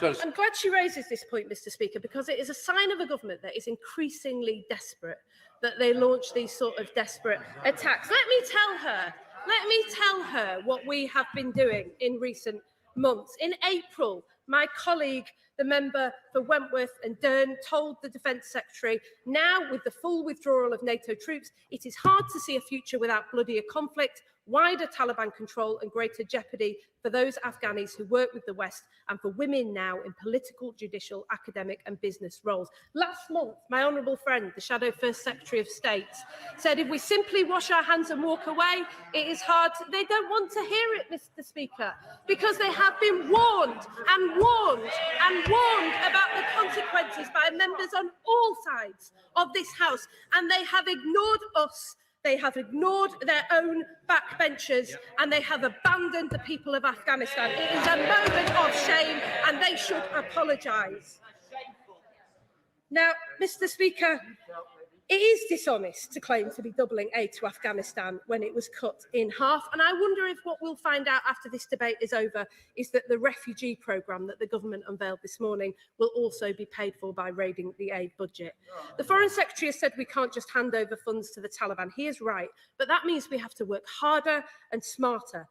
Has he mapped the capacity across Afghanistan to deliver aid? Has he spoken to the United Nations, who intend to provide a presence on the ground? When did he talk to them? What have they agreed? Has he spoken to the international NGOs who've been there for years? And why hasn't he yet agreed a common approach with the American government, who I spoke to last night? Forgive me, Mr. Speaker, no one will be reassured by the Prime Minister's remarks this morning. There was no serious plan to deal with the reality of Taliban rule or the threat to the UK. We went into Afghanistan to degrade the capability of Al-Qaeda after 3,000. A bit of humility from the Defence Secretary might be in order.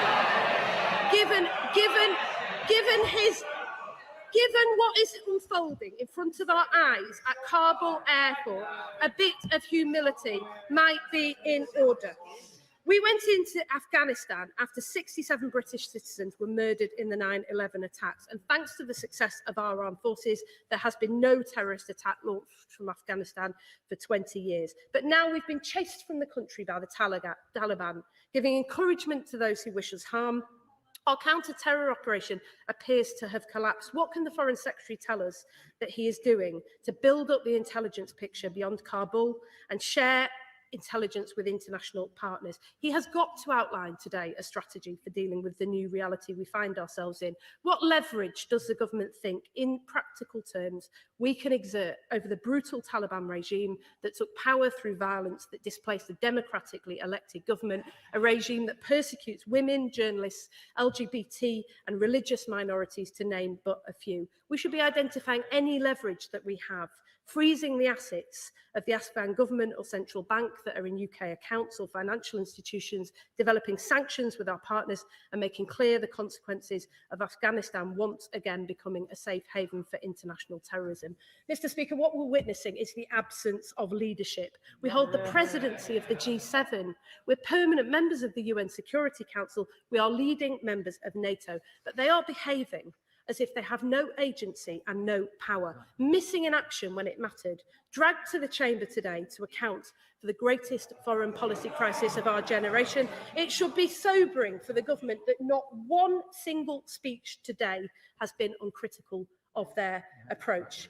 In the cold, hard light of the catastrophe unfolding in Afghanistan, their approach to the world looks so much less palatable than the global Britain gloss that they've tried to coat it with, slashing aid with shameful slogans like the giant cash machine in the sky that pulled the rug out from under people who relied on us, promising to maintain the size of the armed forces in the election and then cutting them to the smallest size for 300 years, needlessly, repeatedly trashing the alliances that we need in the world and our reputation, deliberately violating international law and shutting down safe and legal routes to asylum. Who can say now that that isn't a shameful decision, given what we are witnessing in Afghanistan?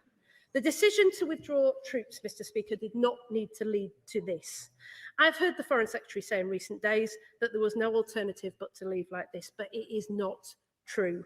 We could have used the last 18 months to plan our exit, to make clear to the Afghan people that we had no intention of walking away from them or their ongoing aspiration for democracy, to withdraw with care, planning and redoubled efforts to be a long-term partner to the Afghan people, even without our troops on the ground. The alternative to chaotic exit is not endless war, as he's tried to argue, but the patient, tireless pursuit of peace and a government that has the stamina to commit. We should be inspired by the troops, the aid workers, the journalists, the photographers, the support staff, the civilian contractors, the armed forces who returned to evacuate people in recent days, and the diplomatic staff, and most of all, the ambassador, who has embodied what courage looked like, who have stayed and remained to help those who are trying to exit. They stand for something important. They stand for a country that feels a deep sense of responsibility to our fellow human beings and believe that when we make promises, we should keep them. They stand for a country that knows that the world beyond our shores shapes the lives of people in villages, towns and cities across this country, and we cannot ever afford to turn away. And they are supported, as it turns out, by very many more people than we ever knew. In every nation and region, people believe that we can be a force for good in the world, and through this awful crisis, they have found their voice. Women's groups raising the alarm for their brave Afghan counterparts, journalists trying to get Afghan colleagues to safety, local leaders across this country standing up to welcome refugees. They know it's hard.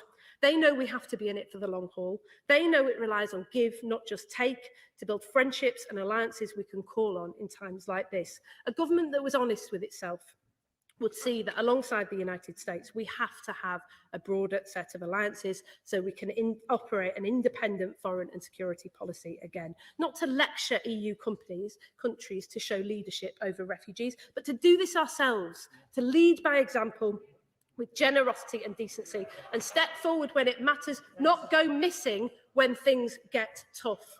A self-confident country is one that goes out with courage and conviction and sheds light, not just might, around the world. That is the light that we showed for 2 decades in Afghanistan. In short, Mr. Speaker, it is everything that this government is not. So today he has a choice. He could read out those notes that he holds in front of him, or he could tear them up and he could tell us the truth. How will we help them? How will we repair this? How will we rise to the scale of this challenge and show that we are a serious country again, prepared to engage in the world and stand up for values, especially when it is hard? He has hours, not days, to make this right with so many Afghan people and repair our reputation around the world. We have so much to be proud of as a country, Mr. Speaker. Can it again include our government? Foreign Secretary Dominic Raab. Thank you, Mr. Speaker. Can I start by thanking honourable members from across the House for their contributions today? And I believe the debate has demonstrated why this House's voice had to be heard and why it was right to recall Parliament. We heard important speeches, important interventions on all sides expressing deep concerns about the situation that we can all see now in front of our eyes unfolding in Afghanistan. Together, we think of the sacrifices made by so many of our armed forces to keep us safe at home, to lay the foundations for hope and a better life for the people of Afghanistan. And I know that there are many honourable members across the House who have served in the armed forces, some in Afghanistan, and just how important that our response to the current crisis will be on all sides. Mr. Speaker, my right honourable friend, the member for Maidenhead, made a very powerful contribution on the gains made in the last 20 years in protecting and supporting women and girls. The honourable member for Ross Skye and Loughborough made the case for Arup and the support that we give to those. And I hope that the Scottish Government will help us with that resettlement, and I will take him up on the overture that I think in good faith he made. I also want to thank the Right Honourable Lady for Camberwell, who I think spoke particularly powerfully about the generation of women and girls empowered by UK and Western intervention over the last 20 years. She's absolutely right that we must do everything we can to safeguard those gains that were made. My honourable friend, the member for Bournemouth East, made some important points, I think, about the over-centralised paradigm that had been applied in Afghanistan, and that was echoed by the honourable member for Birmingham Perry Barr. I think there was some agreement across the House about that. My honourable friend, the member for Plymouth Moor View, gave voice to the frustrations I know many veterans will feel as we withdraw. And he also made the important point, and I know he was referring to PTSD and other conditions, the importance of dealing with the mental health of our veterans at what will be a very difficult time for many of those. I will give way. I thank my right honourable friend for giving way. I wondered if he would join me in paying tribute to the many brave members of our armed forces who've returned to face the world after their service in Afghanistan with life-changing injuries. And if you would also join me in thanking the staff past and present of the Defence Medical Rehabilitation Centre, which is now based in Stamford Hall in Rushcliffe, for the tireless work they've done to help them. I thank my honourable friend. Look, we pay tribute to all of those who've returned and paid the price through physical or mental health injuries. And of course, a huge tribute goes out to all of those organisations who are supporting them. Can I just make a little bit of progress? A little bit of progress, and I will come back to my to the honourable gentleman.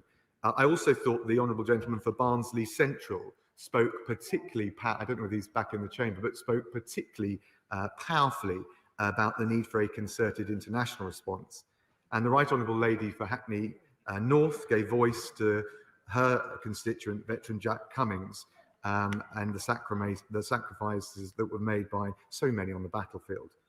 My Right Honourable friend, the member for Chingford, also gave, I think, a very powerful speech and made the point that how we leave is as important, if not more important, than the question of withdrawal itself.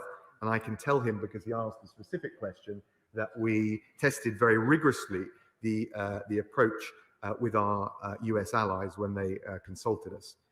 The Right Honourable Lady for Normanton, Pontefract and Castleford, I think, also gave witness to the many terrified Afghans who now face the threat and the risk that comes with Taliban control. The Right Honourable, I give way to the Honourable. I'm very grateful. I've had lots of constituents get in touch today to say that the thing that they're most anxious about, and I think many members have reflected this in the debate today, is those people who are terrified in Afghanistan today, wanting to get out of Afghanistan. Many of them we're wanting to help get out of Afghanistan, but for some reason we're saying it's 20,000 that will take over several years, but only 5,000 this year. If the government could just simply say, whoever manages to get here this year, we will take this year, I think that that would be a significant advance. Can I thank the honourable gentleman? I come on to address that point, but I understand the point he makes. My right honourable friend, the member for North Shropshire, gave a courageous speech. I'm just going to make a little bit of progress. I think I've given way so far, and I will do when I come on to that point. My right honourable friend, the member for North Shropshire, gave, I think, a truly courageous speech. I welcome his contribution, and we welcome him back to the chamber. My honourable and noble friend, the member for Basildon, asked us about the application of ARAP to the British Council staff and whether indeed it applies. It does apply, and we are straining every sinew to make sure it can work and be applied to them as effectively as possible. And I'll come on to explain the practical arrangements and challenges we've had around that. I'll make a little bit of progress. There were many other heartfelt, insightful, and truly valuable contributions in the House today. Mr. Speaker, I also listened very carefully to the Labour front bench, and the right honourable gentleman, the leader of the Labour Party, made clear his decision, his support for the decision to withdraw from Afghanistan. I think that's clear. He listed a range of things he wants the government to do, quite rightly, including supporting the UN efforts, taking action in the UN Security Council, support through NATO, support for ordinary Afghans, and not allowing money aid to go to the Taliban. We're doing all of those things, and rightly so. The right honourable gentleman did not give a single example of an action he would have taken that we have not one, but then issued a series of searing criticisms. The Shadow Foreign Secretary took a similar approach in her speech, and I'll come to address the various points that she and he made. But I'll make a bit of progress, but I would welcome what she said about our Ambassador, Sir Laurie Bristow, and the team on the ground. In case there was any doubt, the Shadow Foreign Minister, the Honourable Member for Aberavon, said yesterday, we are, as the Labour Party, have no problem with the American decision to withdraw troops, unquote. So the leader of the Labour Party agreed to the decision to withdraw, but now with his predictable proclivity for hindsight, the right honourable gentleman criticises the consequences of a decision that he backed. And he does so with no serious or credible alternative of his own. Not even a hint, a reminder of Shakespeare's adage, the empty vessel makes the greatest sound. So, Mr. Speaker, in any crisis, it is how you respond that is critical, as my right honourable friend made, and the government has two overriding priorities. First, we must evacuate our own people, the British nationals, the dual nationals in Afghanistan who now want to leave, those who served our country so loyally, and allied to this, we must live up to the best traditions of this country in playing our part in offering safe haven to those Afghans who are now fleeing persecution from the Taliban as refugees. I give way to my. I'm very grateful to the Foreign Secretary giving way, and it's absolutely right that the United Kingdom makes this generous offer to the people of Pakistan who need somewhere safe to come. But there is concern among my constituents that we don't, in being generous and open the door to those who would wish to come here and do us harm. So can the Foreign Secretary confirm that robust checks will be in place to ensure that no one who would wish to do us harm will be able to get through this route? Thank you, Mr. Speaker. My honourable friend is absolutely right. Of course, we need to be open-hearted and generous.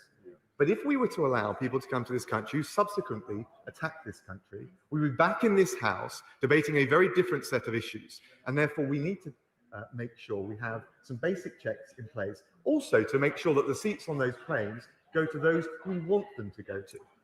And I'm going to make some progress. I've been very generous. I'm going to make some progress.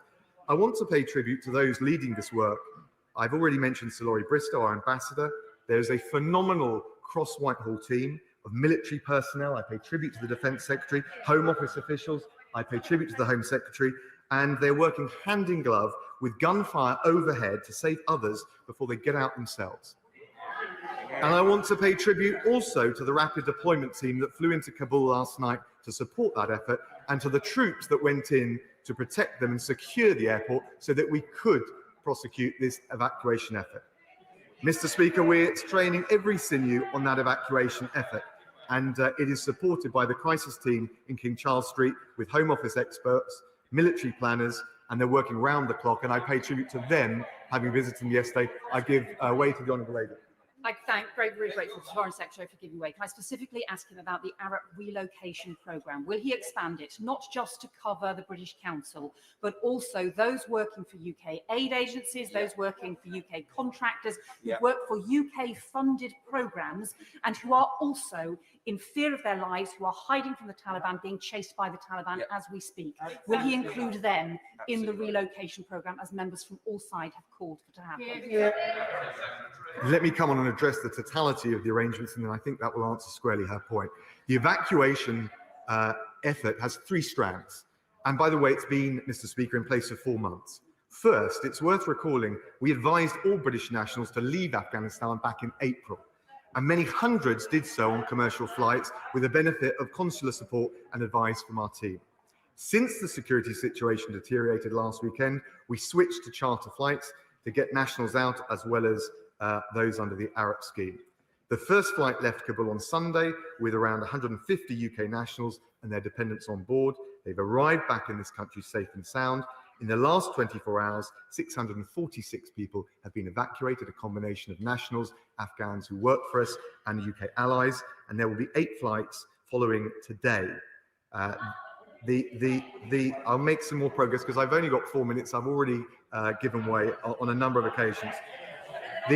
The crucial point was that in order to secure the airport, we had to inject 600 British forces. We had thousands come in from the Americans. Without that, we wouldn't be able to get any of those to the airport, indeed out of them, or process them in the way we need to. The second strand of the evacuation beyond British nationals is the ARAP programme, also set up by the Defence Secretary back in April, to help those who worked for us and who now face the risk of retribution precisely because of the loyalty that they showed to our country. And to date, Mr. Speaker, we've resettled over 3,300 Afghan staff and their families. That includes 2,000 since April, the most generous scheme of its kind offered anywhere in the world, and rightly so. I give way to the honourable gentleman. I'm most grateful to the Foreign Secretary in giving way, and I thank him for all he's doing. The United Kingdom led the way on the Friends of Syria group before in convening the international community on bringing forward a humanitarian package. Will the United Kingdom do the same with Afghanistan to get countries like the UAE, Jordan, Kuwait, who are also part of the NATO action in Afghanistan? I thank my honourable friend. He's absolutely right to raise this. I'm going to come on to that point if he allows me to. The third strand of the evacuation scheme is, as my right honourable friend, the Prime Minister and the Home Secretary announced today, our plan to provide a bespoke asylum offer to settle 20,000 Afghan refugees over 5 years. And like the Home Secretary herself, let me just say, As the son of a refugee, I am deeply proud that this government is continuing the big-hearted tradition of the British people in offering safe haven to those fleeing persecution. So we're getting our nationals out, those that work for us out, and we are providing a lifeline to the most vulnerable. I can also tell the House today that we have contacted all of the Chevening scholars in Afghanistan, not just to tell them that they can come, but to actively make arrangements for the upcoming flights to the UK. Mr. Speaker, at a time of crisis, we also need to look to the longer term. And there are 4 areas that need particular focus. Counter-terrorism. We must never again allow Afghanistan to be a haven for terrorists. We'll work very closely with all of our partners within the parameters that the current situation allows. Secondly, the international community must be prepared to respond to the humanitarian plight caused by the Taliban's campaign. The UK is already using our convening power, our aid budget, to galvanise the global response. Thirdly, we must work to safeguard regional stability, and that will require us to work with different partners and require engagement with key regional players, including India, China, Russia, Pakistan, Central Asian states, however difficult or complex that may prove and outside of our comfort zone. And we will be fully supporting the efforts of the Secretary General of the UN Special Envoy for Afghanistan, Jean Orneau.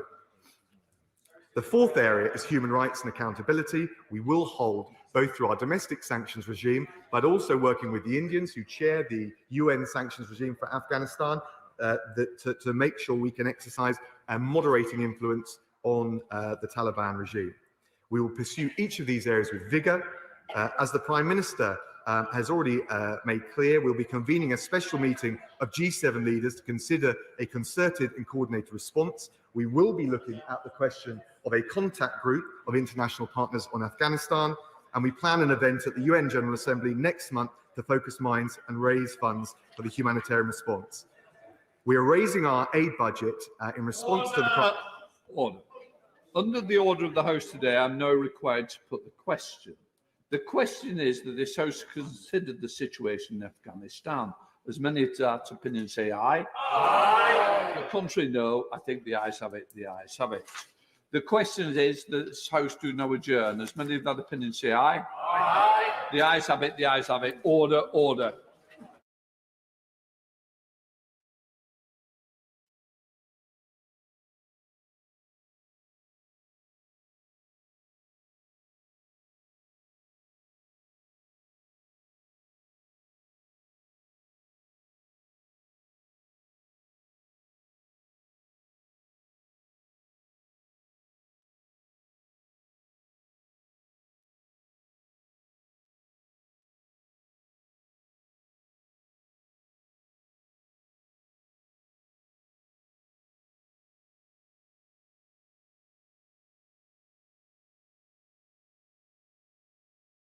The proceeding has ended.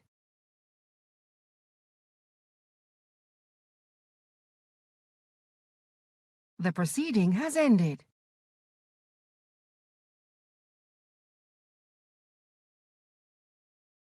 The proceeding has ended.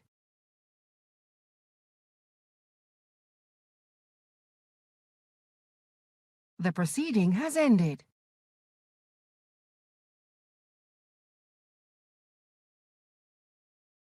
The proceeding has ended.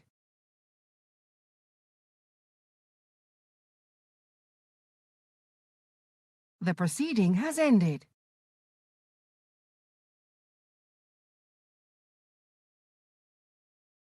The proceeding has ended.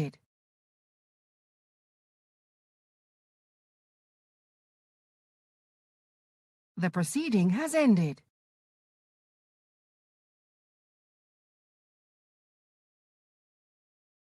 The proceeding has ended.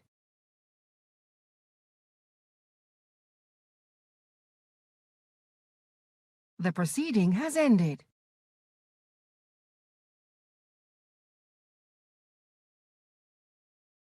The proceeding has ended.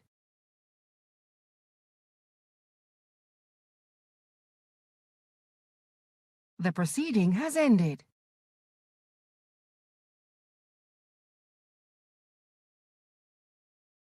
The proceeding has ended.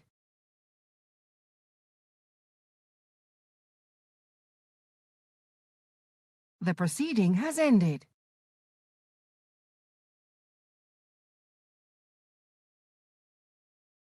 The proceeding has ended.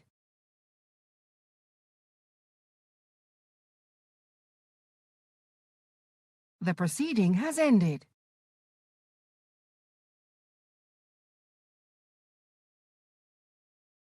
The proceeding has ended.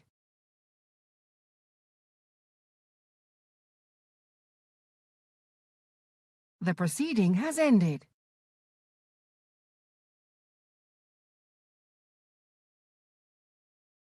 The proceeding has ended.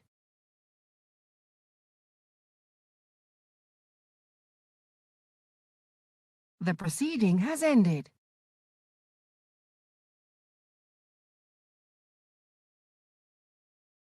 The proceeding has ended.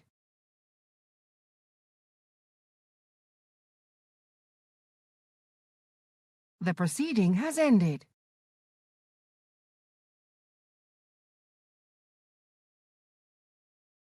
The proceeding has ended.